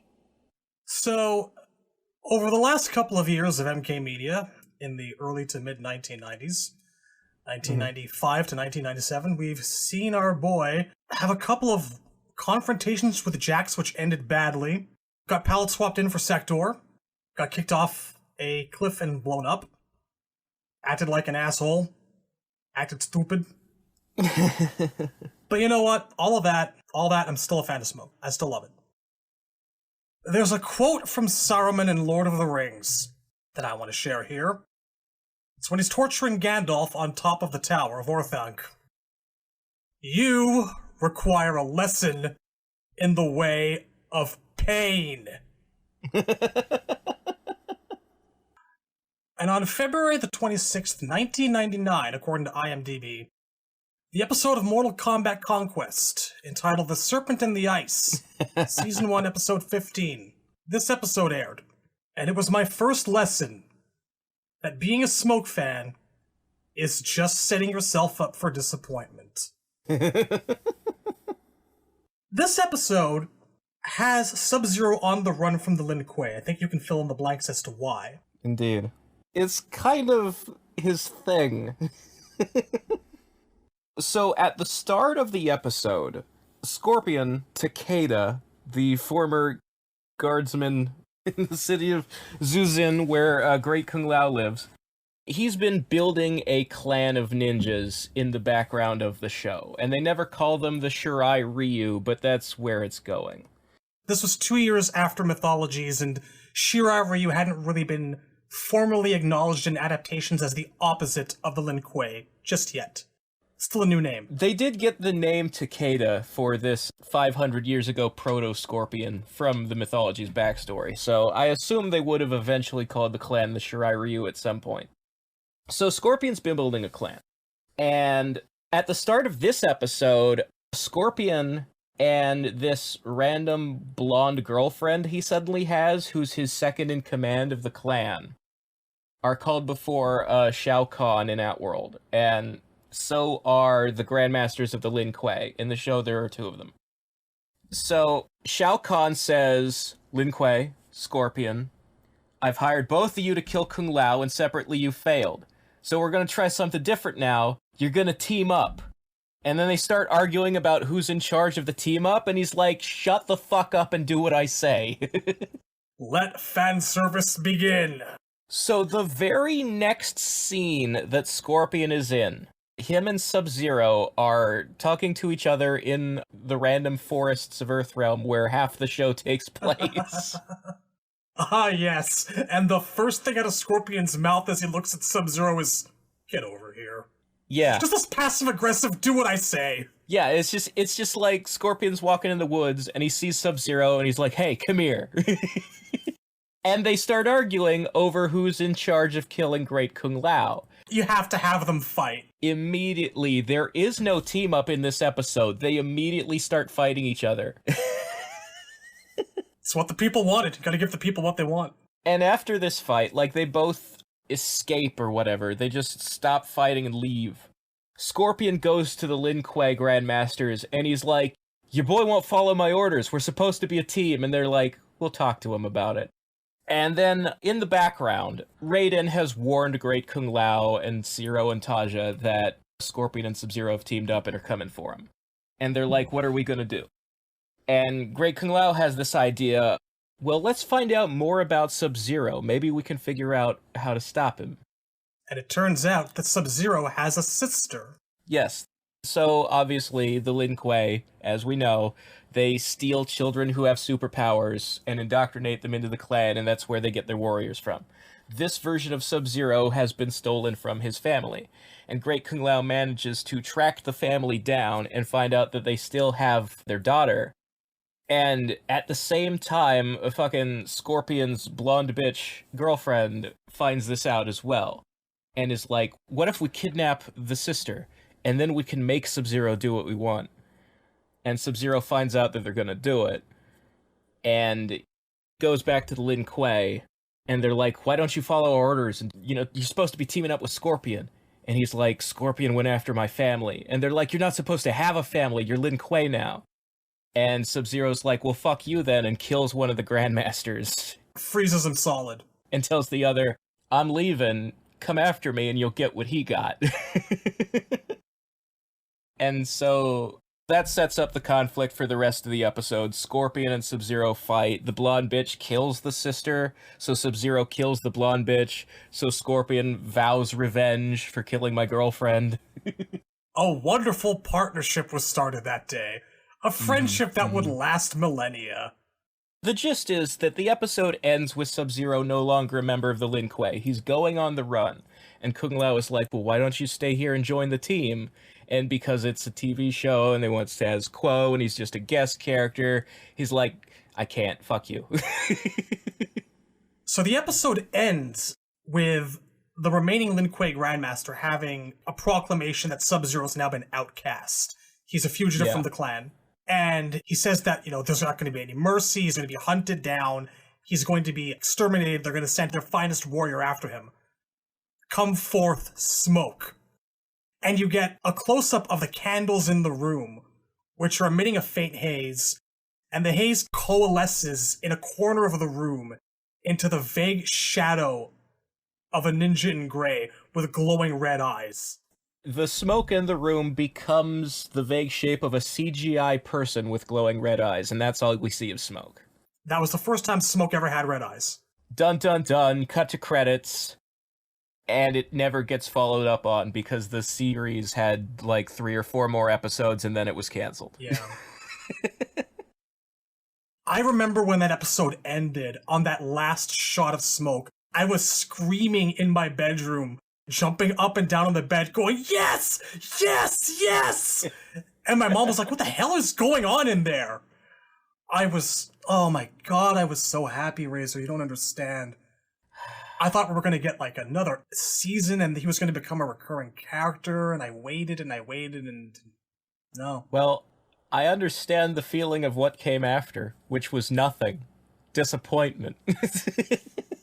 What's in the box? It's nothing! You're stupid! You're so stupid! Oh my god. And thus began the drought. Smoke wouldn't appear in any other form of media apart from a 2-panel cameo in the Mortal Kombat X comic, where he's dragging Sub-Zero in his cyber form before Quan Chi. But that doesn't kind of really count here. It's a tie-in. It's official. It's a flashback to how the Revenants became Revenants, but it's not even canon because they get their bodies a different way in the actual game. But that does bring us to today. Last year, specifically. Yes, so Smoke was finally in something again. And that would be Mortal Kombat Legends Battle of the Realms. I can't tell you. I can't tell you how good it felt seeing this. It was so good. It was really. The movie is not perfect. No, it has admittedly some problems. I would give it like a 7.5 out of 10. Totally goes off the rails at the end. Pacing is very off and on, but the best parts of it are so good. And Smoke and the Lin Kuei and the Cyber Initiative are the standout of this film. One of my greatest concerns, fears, ever since MK9 is that the NRS timeline would have a negative effect on adaptations going forward, that everything would be based on 9X and 11 instead of anything referencing the old timeline anymore. So it was an incredibly pleasant surprise to see a retelling of the creation of the Cyber Initiative where Smoke is one of the Cybers. Everything about it.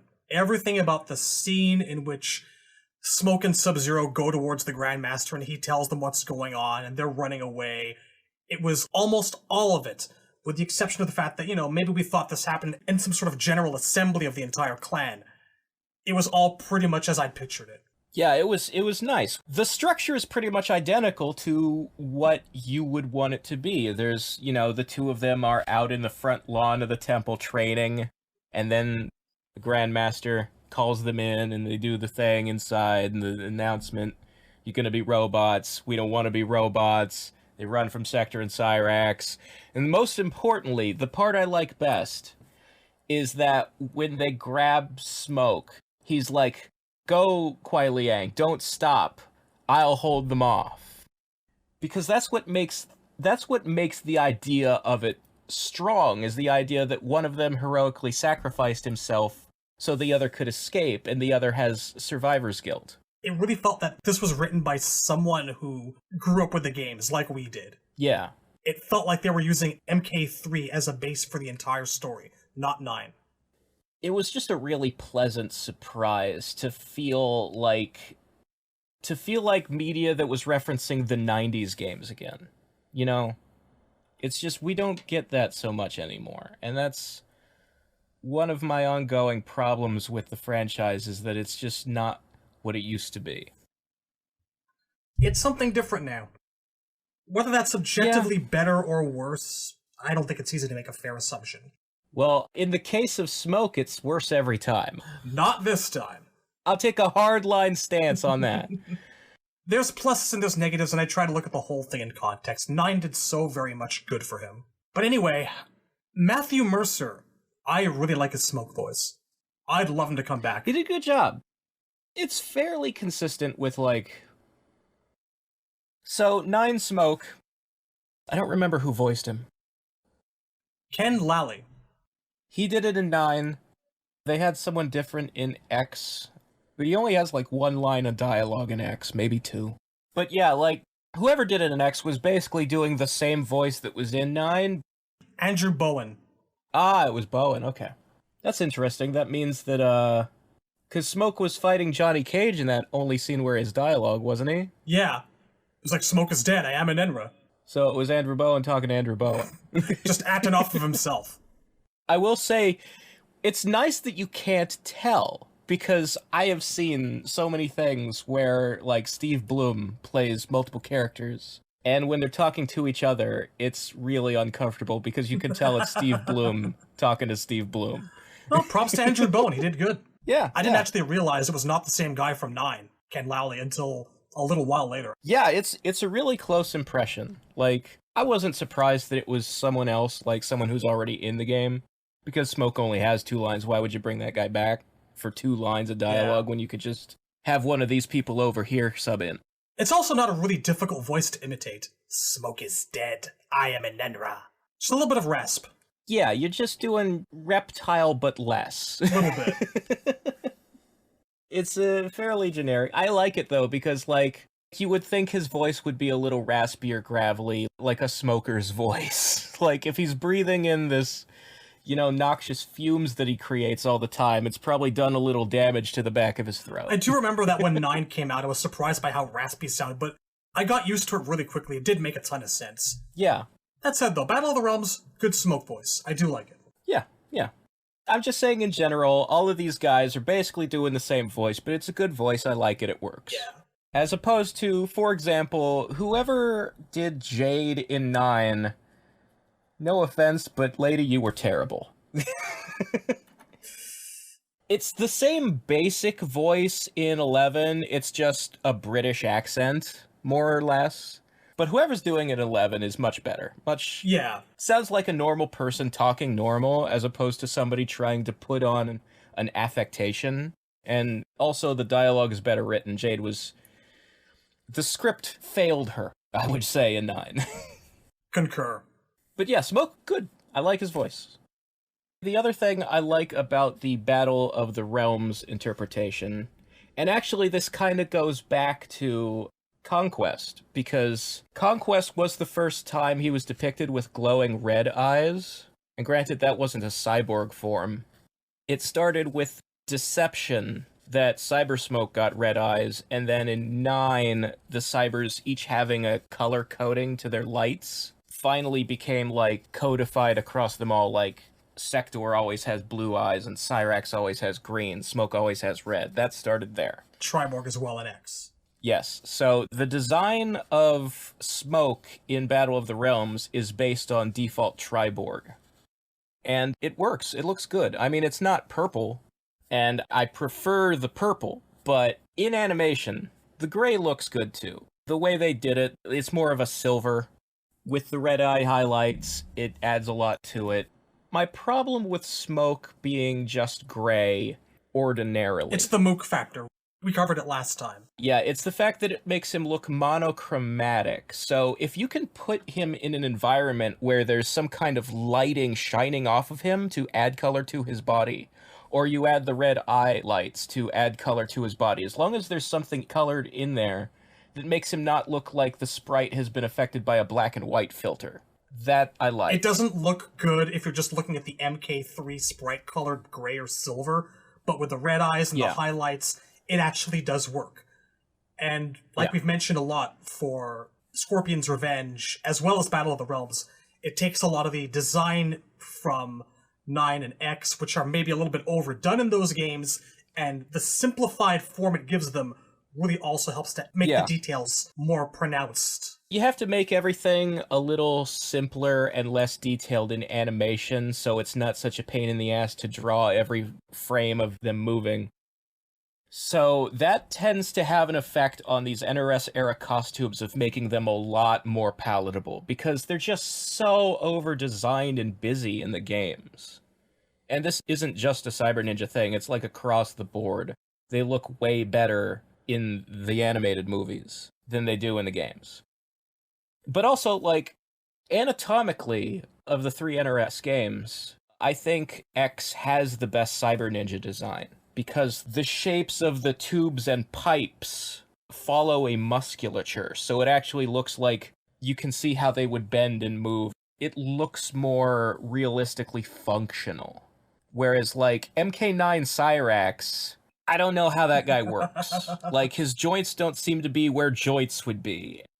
His rib cage and stomach are just kind of a bunch of random blocks and squares. That might also help with the fact that in X, the color schemes generally mesh better. The black against the red, or the yellow, or the blue even. Yeah. Yeah, that's true. Did he use the harpoon in Battle for the Realms? I don't think he did, no. I think he mostly stuck to using the smoky teleports. Finally.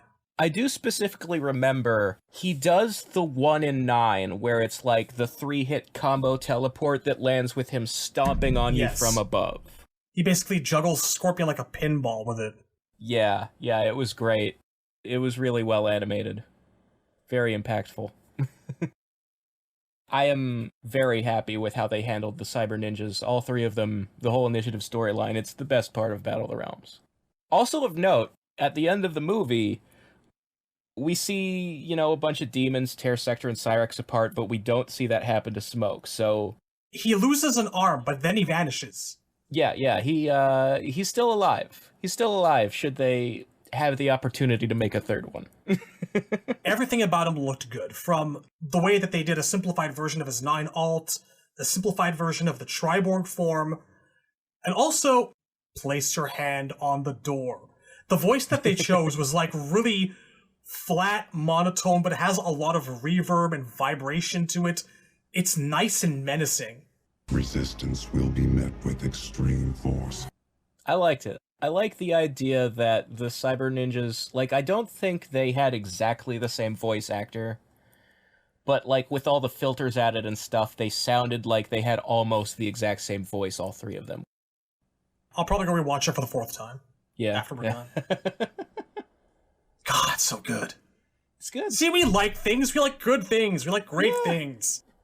Yeah, we got... Oh my god. The part that disappoints me is when the rest of the internet doesn't like the ones we like, and does like the ones that are absolute fucking garbage. Okay, look. I am not the biggest fan of last year's movie with Louis Tan. MK 2021 has a ton of problems, none of the least of which is doesn't particularly care to adhere to the source material very well. But Louis Tan just came out and he just said, I want Katana and Smoke in the next film. Whole bunch of characters out there to choose from. He chose those 2. The man's got taste. At least he's got good taste in characters, yeah. I feel like he actually really does love the MK games and appreciate them, and I tip my hat to him for that. You know what? I'm almost tempted to say if Smoke's in the next movie, I'll spend money on it. I don't know about spending money. We're gonna wait and see on that one. They just announced it's in production. I don't plan to spend a lot of time covering it, but I will give it a shot. We always do. The first one was the equivalent of a prequel, like maybe the actual fucking tournament will happen this time. You know what it felt like? It felt like the first Suicide Squad movie. And if they approach it that way, where the second one is almost not related, it could go somewhere good. That's my hope. So, we'll see. I'm not going to say that we're going to completely ignore it, but I'm also not, lining up to make an episode of the Netherkast every single time there's a tiny sliver of news on Twitter. So don't expect a lot of coverage, but we'll give it a shot, all right? Anyway, we're getting off track. Yeah. Smoke wasn't even in that movie, so we don't have to talk about it at all. We really don't. Just discussing the potential future. So I was going to say, we brought up that there was this giant gap of Smoke in media, but that's a little unfair because there was a giant gap of MK media, period. Conquest was the last thing until 2011. Or maybe 2010. Did the Tankerone trailer... Legacy. Yeah, that came out in 2010, didn't it? Smoke wasn't in any of that. Not in Rebirth, he was not in Legacy. Yeah, Sector and Cyrax were in Legacy. I'm not sure why, because Sub-Zero was from ancient feudal Japan, so who were they to hunt? You know what? When we do the Cyrax episode, we got good things to say about Legacy. We really will. Yeah. I think so. There was some stuff. There was some stuff for him. Not so much for anybody else. That's for the future. Yeah. Anyway, anything else to say about Battle of the Realms, Smoke? No. Smoke was not part of any of the parts of the movie that I have complaints about, so he gets the 10 out of 10 there. I'm going to spend a little bit of time gushing about it. I really am. First off, the fact that he has this entire interaction with Kuai Liang while they're out training, and that he's the one that decides it's time for you to get a promotion. Use your brother's name, man. Use your brother's name. It's framed like he's his tutor. He's his mentor, in a way. So I thought that was actually pretty cool. It gets the chemistry between them off the ground really quickly. The fight scene itself is really good. They both use his powers amazingly as a counterpoint to Sub-Zero's, that he's actually capable of pushing back the ice with his own smoke. That's the force with which he can push it out at. And he's got the teleports going on. It was all so very good. It was nice, yeah. Sector kind of handed him his ass, but that's to be expected. There is an interesting way they went about it. So one of the things I complimented Defenders of the Realm for is that they showed him on the table, getting the operation that converted him. But in Battle of the Realms, it's more like being assimilated by the Borg. Sector and Cyrax had nanite tubes come out of their fingers and jab into his face. I'm sure there's more to it like that will start the process, but then you do have to put him on a table to put the big armor on him. Take other things off. Yeah. I've always assumed it's a multi-step process. It reminds me a little bit of the mooks in 9 having, stun gun hands and trying to capture Smoke and Sub-Zero that way. They would just, form a circle around him and, start shocking him. It's kind of like that, except it makes way more sense, the nanotubes.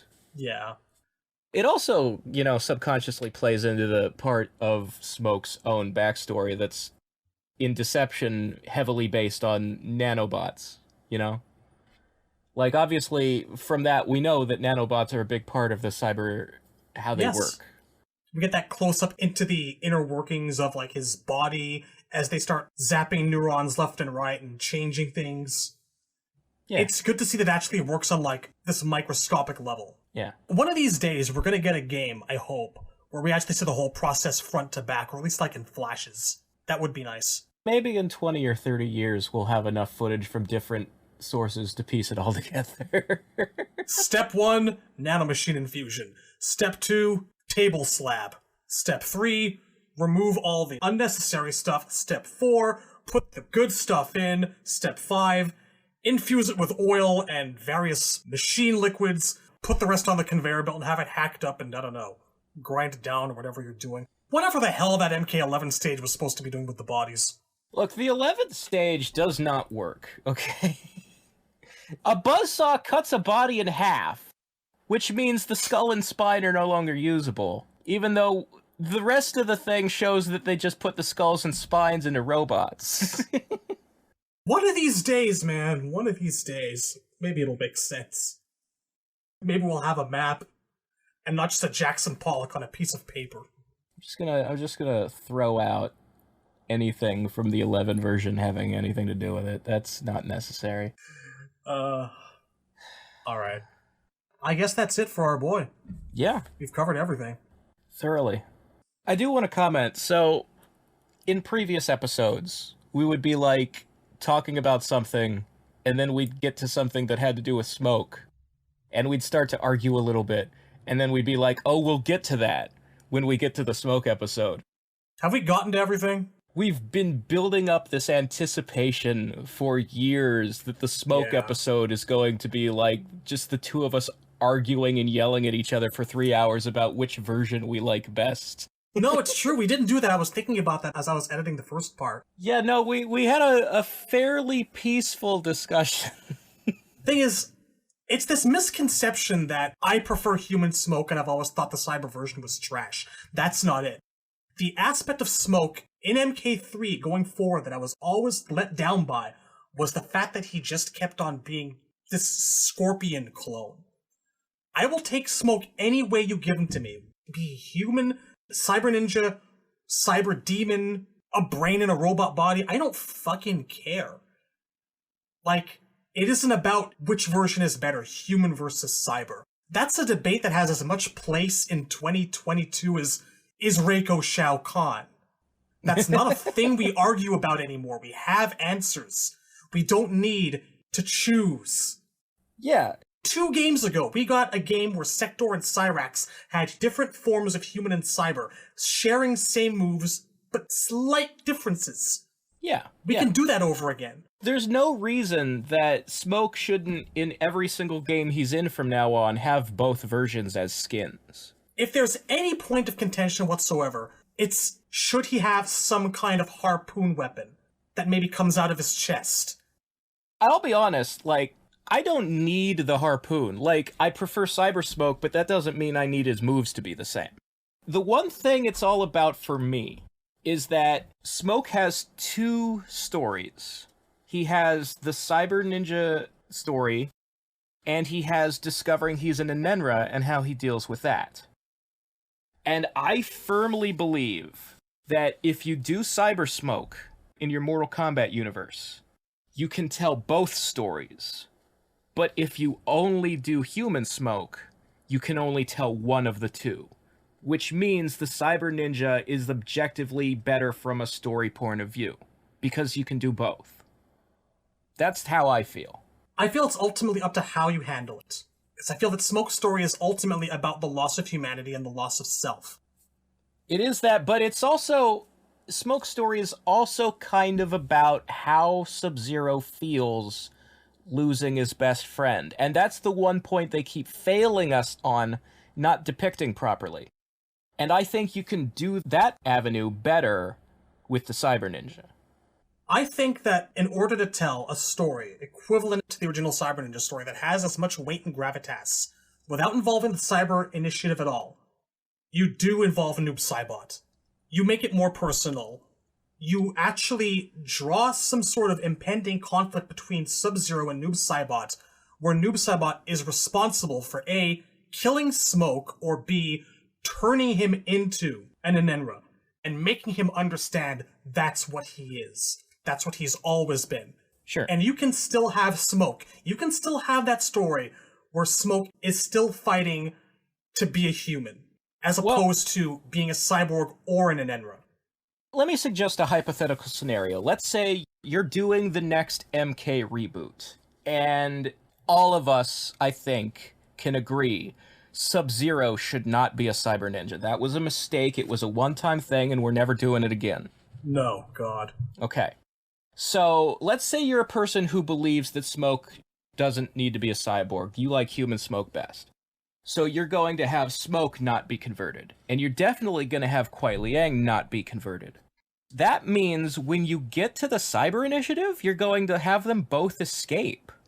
Which means, first of all, your only Cybers are Sector and Cyrax, and both of them are kind of boring. Like, I don't really dislike either one. I actually like them both pretty good. But Sector is a villain, so you're not getting any of the pathos or the body horror from following him. And Cyrax, people don't like it when you fill a person's story out by stealing from another person's story. It feels artificial, and it takes away from them more than it gives to them. So Cyrax can't just inherit Smoke's MK3 storyline. Okay, that's not going to work. It didn't in 9, and it's not going to again. It bothered me in 4 when he did. I've always felt that problem has gone all the way back to 4. That Cyrax got the ending Smoke should have had. He doesn't get the entirety of his humanity back. He's still mostly mechanical, but he gains his willpower. He gains his soul back. There are elements of it that started there, yeah. But what I'm saying is, so if you're trying to write an MK universe where Smoke doesn't become a cyber, that means that Sector and Cyrax are the only characters you're telling the Cyber Initiative story with. And if Smoke and Sub both get away, then you're missing out part of Sub-Zero's story where he loses his best friend and feels guilty about it and feels partly responsible and wants to try and save him. And you can still you can do that later if you have Smoke die and go to the Nether Realm and start exploring the Anenra stuff, but it's not as strong because the I want to save him part is being put on hold while Smoke is dead, until Sub-Zero realizes either that Smoke is back from the dead, which could take a while, or he realizes that the dead can be restored, which can take a while. It's more immediate if it's the robot situation. That's my argument, is basically you can't tell the Cyber Initiative without a third Cyber, and it can't be Sub. That's it. That's my whole thing. Hydro. Well, then you have to establish Hydro, and then you have to explain why Sub-Zero cares about Hydro. You know what, though? I mean, I know, I literally just got through saying that it always bothered me that Cyrax kind of got that closure that Smoke never did in MK Gold. Yeah. But it's because of that we get stuff like the MKX comic, or the scene in 11, where, like, they're framed as friends. All those scenes, they belong to Smoke by right. Yeah. Cyrax doesn't feel right being depicted as Sub-Zero's friend. Like, they can know each other, and Sub-Zero can be like, if I can find a way to help you, I will. But it just doesn't mean as much, because they're acquaintances. They aren't close. Smoke and Sub-Zero are like brothers. And that's what makes it mean something. See, that's actually why I think I would involve Noob Saibot more in the dynamic between them, because that's the understated thing. Yeah. Is that Smoke has always really been the brother he never had. The brother that Bihan never really was, by all accounts. You could tell a meaningful story. Yeah, as far as we know, Bihan and Kuai Liang were not close. Bihan was cold and distant. And Kuai Liang has some kind of, like, hero worship about his older brother until he finds out that he's become Noob Saibot. But that's all in Kuai Liang's head. The person he actually has that relationship with is Smoke. So yeah, I fully admit that if you take Smoke out of that initiative, if he isn't a cyborg, sure, you do lose a sense of immediacy, as you said, but I think that there is the capacity there, under decent writing staff, no offense to anyone listening, to tell a meaningful story about brothers, to actually make the Noob Saibot Sub-Zero connection mean something, as opposed to just the occasional quip or barb in, like, the third act of whatever timeline you're going through. Yeah.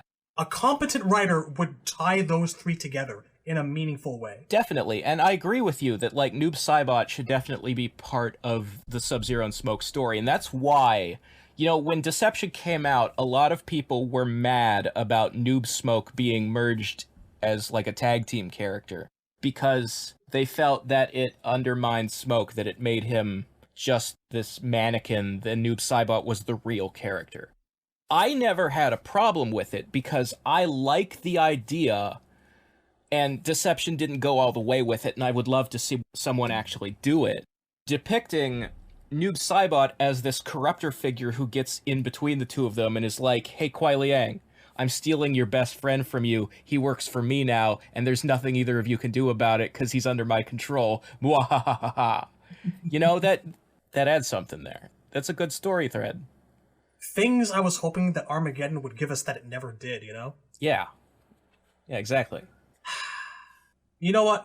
We wouldn't even be having any of this discussion about demons and personal identity and what it means to be a human if 9 hadn't given us that Enenra twist. So I'm grateful for it. I like the Enenra twist. I have never said I don't. I just think you can do both stories. I think you should do both stories because the Cyber Initiative needs Smoke. Smoke doesn't need the Cyber Initiative, but the Cyber Initiative needs Smoke. Let's put it that way. Let's put it that way. So, before we sign out for tonight, we're going to go through our usual round of favorite outfit, favorite fatality. Indeed. We've both covered beforehand that your favorite cyber outfit is still the MK3. Yeah. Your favorite human outfit is still Shaolin Monks. Yes. My favorite cyber outfit, it's honestly difficult. If I'm talking about ones that just exist as they are, then yeah, I tend to prefer the MK3 Smoke version over the Deception Cyber and the Triborg version, although I'd say the Triborg version looks amazing in animation, and if X's style were more simplified, it would probably take my pick for the best. Right. But it's MK3 Cyber just by a bit. I maintain that, like, when there's, like, an underlayer where you can see, like, something that seems like it's clothed, like, particularly on the legs, that works better for me than just Iron Man full body plating. Yeah. You gotta have that ninja in Cyber Ninja, you know? Yeah, it's exactly that. And also, like, the last time they had loincloths was 3. It's been a long time. Yeah, they just... What about them as a ninja anymore, if they don't even dress like them? Like, they clearly don't act like ninjas. I mean, Sector will once in a while use his cloaking device to be sneaky, but it's really like... He's in, like, 4 or 5 games and he only does it twice ever. Once in Armageddon and once in 9. I need them to at least look a little bit more like ninjas and a little less just like, we shouldn't be calling them cyber ninjas, we should just be calling them robots. Agreed. That's why I say MK3 Smoke just by a bit. There's also like just a color balance thing. Like if there was just more black on the arms and legs, even if they were full Iron Man plate, that would be better than not. Like I don't want Cyrax to be yellow all over his fucking body. We've covered before how like the indigo looks a little bit better on the robot if it's just the MK3 sprite. I do think though that if you add some of the red detailing onto him, it might work. It might work as just straight gray. Maybe. Well, so if I was gonna go like just straight shades of gray or silver with either human or cyber Smoke, I would have some red trim. Like in my own, fan art of human Smoke, I borrowed some of the red striping on his clothes from the Nano Smoke in Deception. Mm-hmm. I just think a little bit of colored trim adds something. And also, I would use shades of gray that have a slightly bluish or purplish tint. Just a little bit of one. It wouldn't be like you'd look at it and you'd call it purple, but you'd be able to look at it and tell that color on your monitor is working and it's not in grayscale. So that's what I would do. I said earlier on, and I stick by this, I do think the Shaolin Monks version of Smoke looks the best aesthetically. But my favorite version of human Smoke is probably still the MK2. When I think of the Lin Kuei ninjas, when I think of them escaping the clan, that's the one that I always have to default to. It's also probably because those memories of him beating me in the arcade like a Catholic nun at school or a redheaded stepchild really made an impression on me. So yeah. Well, I guess it's, for me, and I've said this in previous episodes, I always picture when I see the quilting, I think Scorpion. And when I think of a Lin Kuei uniform, I think of the one Sub was wearing in Mythologies. And Deception has something to do with this too, because when you go to the Lin Kuei Temple or you meet random Lin Kuei NPCs out in the world in Conquest, they're wearing the Mythologies outfit in either blue or gray. I think of the Mythologies outfit when I think of Bi-Han. When it comes to the quilting, I don't know, I suppose I kind of look at them as maybe training uniforms or something, but when I think of Scorpion, I tend to think of like the MK1 look. I just picture him as this counterpart to how Bi-Han looks, like to tying back into that original MK1 bit of trivia, which is probably no longer canon, that the Shirai Ryu mock the Lin Kuei by wearing yellow versions of their outfits. Well, I've always, I like that bit of lore, but I don't think it has to be super literal down to the textures. It's gone, man, it's gone. I just figure, oh, we also dress like ninjas, and we dress in yellow.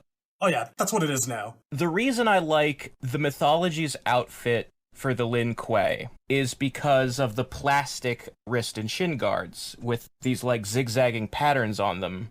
They look like somebody went out and got them personally made, and they weren't just bought at Walmart. You know, it looks like the Lin Kuei have a little bit of money to spend, and they spent it on plastic because they want to look modern, and, they're using present-day materials, whereas a Scorpion outfit should look like they've been wearing the same stuff their great-grandparents wore, and it's all hand-me-downs. That's fair, that's fair. Alright, one smoke outfit to rule them all. Your absolute favorite one of all time, what do you choose? I guess I'm gonna have to go with MK3 Cyber Ninja then. Okay. What do I choose? What do I choose? I guess I like Shaolin Monks best for the human smoke, but in my head, what I'm really thinking is this is as good as it's gotten, but it hasn't been perfected yet. There hasn't been a perfect smoke outfit, period. Yeah. I don't think. In my head, and again, I've drawn fan art of what I think would be the perfect human smoke outfit, and it basically looks like Shaolin Monks, but the clothes are baggier and more flowy and breezy, and, they would flap in the wind and stuff. I let him have the ponytail out to be yes, he does have long white hair. I guess I gotta go with MK2. It just made the strongest impression on me. I know that there's objectively better out there, but I'm an old softie and an old sentimentalist. I get it, and I would definitely take 2 over Ultimate 3 because... I've said before... I don't know, there's just... I look at the Ultimate MK3 outfits as a Shao Kahn army gear. Yeah. Yes. And Smoke was the only guy in the game. Him and Classic Sub, and Classic Sub isn't a canon character. No. Those are the only ones who don't work for Kahn, so it's always weird for me to see Smoke in that outfit, and I thought it was kinda dumb that when they designed him for MK9, they based it on Ultimate 3 instead of giving that to Scorpion or Ermac. You know? I would have honestly have been happy if they just ported his MKDC outfit. Yeah. Alright, that's outfits. Finishers. We went through a couple of them before, and then got sidetracked and started talking about all the things that we're passionate about this character about. Seriously. So, we covered, number 1, blows up the world. Yeah. Number 2, drops a bomb down your gullet. Also, during the MK3 period, friendship. He has what I think is the best friendship out of all 3 of the Cybers, because it actually makes use of his chest paneling. Yeah. I love when they integrate an aspect of the character into it and really make it work. Like this giant just fuck off horn coming out of his chest and going brrr. So that was great. His animality was a bull. Yes. There's a weird thing where, in vanilla MK3, everybody's animality is a glowing, monochromatic version of the animal. Yeah, he's got more like a red outline around a black bull. Yeah, that's odd. It doesn't look exactly like the others do. I noticed that from day one. The others have, muscle definition and stuff. It's he turns into the silhouette of a bull. Fine bit of detailing, I guess. I just don't know that a bull is what I would associate Smoke with. Maybe it's because he's stubborn? I don't know. You know what? There's a lot of animalities that have nothing to do with the character they're attached to. Fucking A. I mean, they try sometimes. There's obviously some kind of effort with, Shang being a serpent or Liu being a dragon. Those are natural choices. But then you've got penguin scorpion, monkey reptile. To this day, I wonder, like, what happened there? I think it was just a matter of them being like, well, Shiva's already a scorpion, so I guess he's a penguin? There's something I like about Mugen where they're not afraid to just rearrange them. Yeah, I would do the same. They gave Kano's spider to Shiva, so that Scorpion could have the Scorpion. Anyway, moving on into Ultimate. He had a head decap and not much else for his human form. Yeah, that was it. Hand-me-downs. He shared it with Ermac. In Trilogy, I remember Human Smoke's friendship is that he just nails a no smoking sign into the ground. Oh, he doesn't even nail it there. It just drops out of mid-air and he stops smoking. Yeah, it just appears. And he does his win pose. I quit, yay! They did give him different fatalities, marginally. He teleport punched her head and it exploded. Yeah. And he got one where he disappeared, and then they used the bizarre stretching animation from, like, Kitana's Kiss of Death fatality, except it went up and sideways, and then up and sideways, and they blew up. So that was their MK3 version of, like, I guess the inflation fatality. Maybe, I don't know. Yeah, I guess that's what they were going for. Like, the idea is maybe he turns into a mist and you inhale him, and then he fills you up and you explode. Yeah, I think that's what they were going for. Doesn't super well come across. They tried, I'll give them that. At that point, I remember when I first played Trilogy, I was like, better than a head decap, still absolutely weird in terms of execution, but points for trying. Yeah. It's obvious that they were just, like, patching stuff up. What was Human Smoke's animality? He turned into a porcupine, shot you full of quills, and you blew up. He was the porcupine, okay. That was him. Right. Again, gotta say, I don't feel this animality. I don't know, that feels like it could have been a Molina one. It would have been right up there with the spitting the can full of nails, you know? Yeah, if anything, just for sheer humor, Smoke could have been the skunk. Okay, so into Deception now. Noob had one, and he had one. They had a fatality each, I believe. Yeah. Whichever character you had out, or you could just switch if you wanted to do the other guys. Yeah. One of the few things about the tag team that was character-specific was what fatality you got. And Smoke's was, he disappears, and the guy gets sucker-punched in the face or the head or something. I think it's in the back of the head. Yeah, he's being hit by the Invisible Man, yeah. Looks around like, what the fuck's happening? Then his arms get ripped off, and he starts screaming. And as he's screaming, off comes the head. That was, I think, the first fatality that really made use of what Smoke could do and what he was all about. I was really happy with it at the time. Yeah. It's not dissimilar from the Trilogy one. It's just the execution is a little bit more like reptiles, invisible, cut you in half. Lest we forget the Harakiris, he just straight up has Cyrax's self-destruct as a Harakiri. Yep, because he is the only cyber in Deception, so why wouldn't they? Are you a cyber ninja? Is it a Tuesday? Gotta blow yourself the fuck up. And because Armageddon had a dubious creative fatality system... Yeah, where basically everybody had the same moves, and you just kind of chained punches and kicks and arm rips and head rips and torso rips together. So we skip over to MK9. Yeah, which is, I would say... These are Smoke's real fatality options. Like, all that stuff before was pretty limited. Yeah. Kind of feel like, here's the resources we have, and here's what we've come up with at the last minute. Whereas the ones in 9 feel like they were actually made for Smoke, like they sat down and thought about it. That said, the one where he basically, like, sticks his, like, fingers in your nose or in your mouth, he jabs his hand in your face... And he starts filling you with steam, and he, like, cooks you from the inside out. That was pretty neat. Yeah, that was alright. Just kind of makes you wonder how many different types of fog or mist or smoke or everything that he can control. He can heat it up. Yeah, because that's the one thing about it that's a little weird to me. Like, now he's able to add temperature to the mix. Which is not that far off, but I guess psychologically, I've always been pretty annoyed at his beginning of a fight taunt, where there's smoke, there is fire, you know? But it's fact. Fucking, there's no you don't have fire powers, there's no fire. That's literally not true for you. He's a steam elemental. It's still pretty cool, though, in terms of visual effect. I liked it. I'll let it slide. Yeah, it was okay. The one that I'm a real fan of is the other one, where he just sort of turns himself into smoke and slips past you and reforms on the other side, and you just fucking fall apart. He takes you apart like a bunch of Resident Evil 1 filmed lasers. Yeah, there's an element of it where it's almost like he's not using smoke powers, he's using super speed. It's a little bit like a Flash vibrating trick. But he had a couple effects like that in his moveset too, like when he'd do the projectile parry, where he'd stand still doing the Naruto fingers and shake. That's what it's called. Visually, it looks a little bit like the Flash vibrating, which is fine. I get what they're going for still. But yeah, that is the better of the two, I think. I really like that one.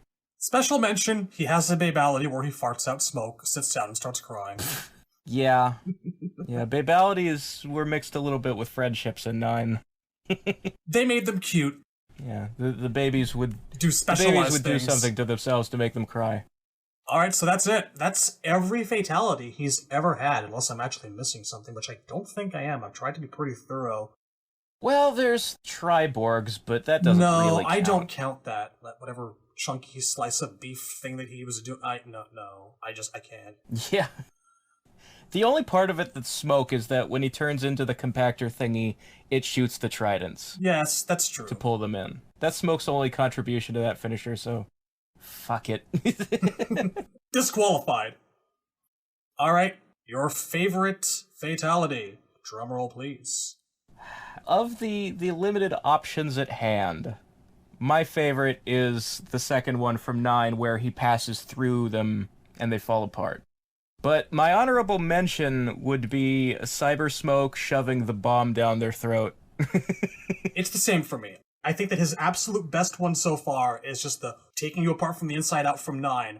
But my special mention is complete and total nuclear Armageddon by Cyrax bombs. Shits and giggles. So satisfying. I like that it only takes 12, maybe, Cyrax bombs to blow up the whole planet. Something like that. Something like that. Alright, I think we're done. Yeah.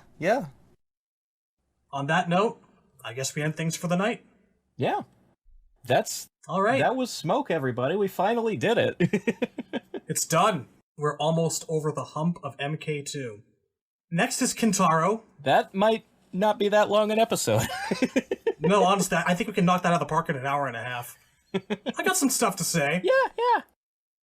Kintaro is another one of those characters who should have more than he does. Let's leave it at that for now. You're gonna love the fucking Neko-chan jokes next time. They're coming. They're fucking coming. Alright.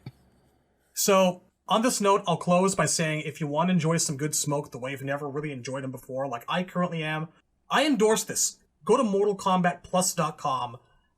Of course, assuming you legally own a copy of Mortal Kombat 2, because we at the Netherkast do not endorse piracy in any way, shape, or form. Go get yourself a copy of Mortal Kombat 2 Plus. Go unlock Smoke. You can do it. I believe in you. Enjoy the thrill that is playing as MK2 Smoke. Enjoy, in quotes, enjoy playing the arcade ladder of MK2 with the AI tweaked so it won't follow the exploit, like the jump backward to get them to come at you so you can beat them up. It doesn't work anymore. Doesn't work anymore. Enjoy that shit. Enjoy that shit. Disable it in dip switches, but enjoy picking Smoke, because he's got a move. Forward, down, back, low kick. He's got that AI move from MK2 where he dashes up and throws it, and the AI can't do fucking shit about it. Oh, that sounds nice. I'm enjoying vengeance for 20 years of being thrown out of every fucking thing I do. Jumps, special moves, sweeps, uppercuts. Oh, God, don't you just satisfying. Fucking love playing arcade MK2 and the AI can throw you when you're not even standing next to them? Motherfuckers. It's your turn now. Do it. I might. That's a good sales pitch. I might actually get that game. They've even got fatalities, man. They actually bothered to go and give him of Fatal where he does the reptile poof explosion thing and disappears. There's smoke effects on the screen, and he floats over toward the body, which starts inflating like the katana fatality and explodes.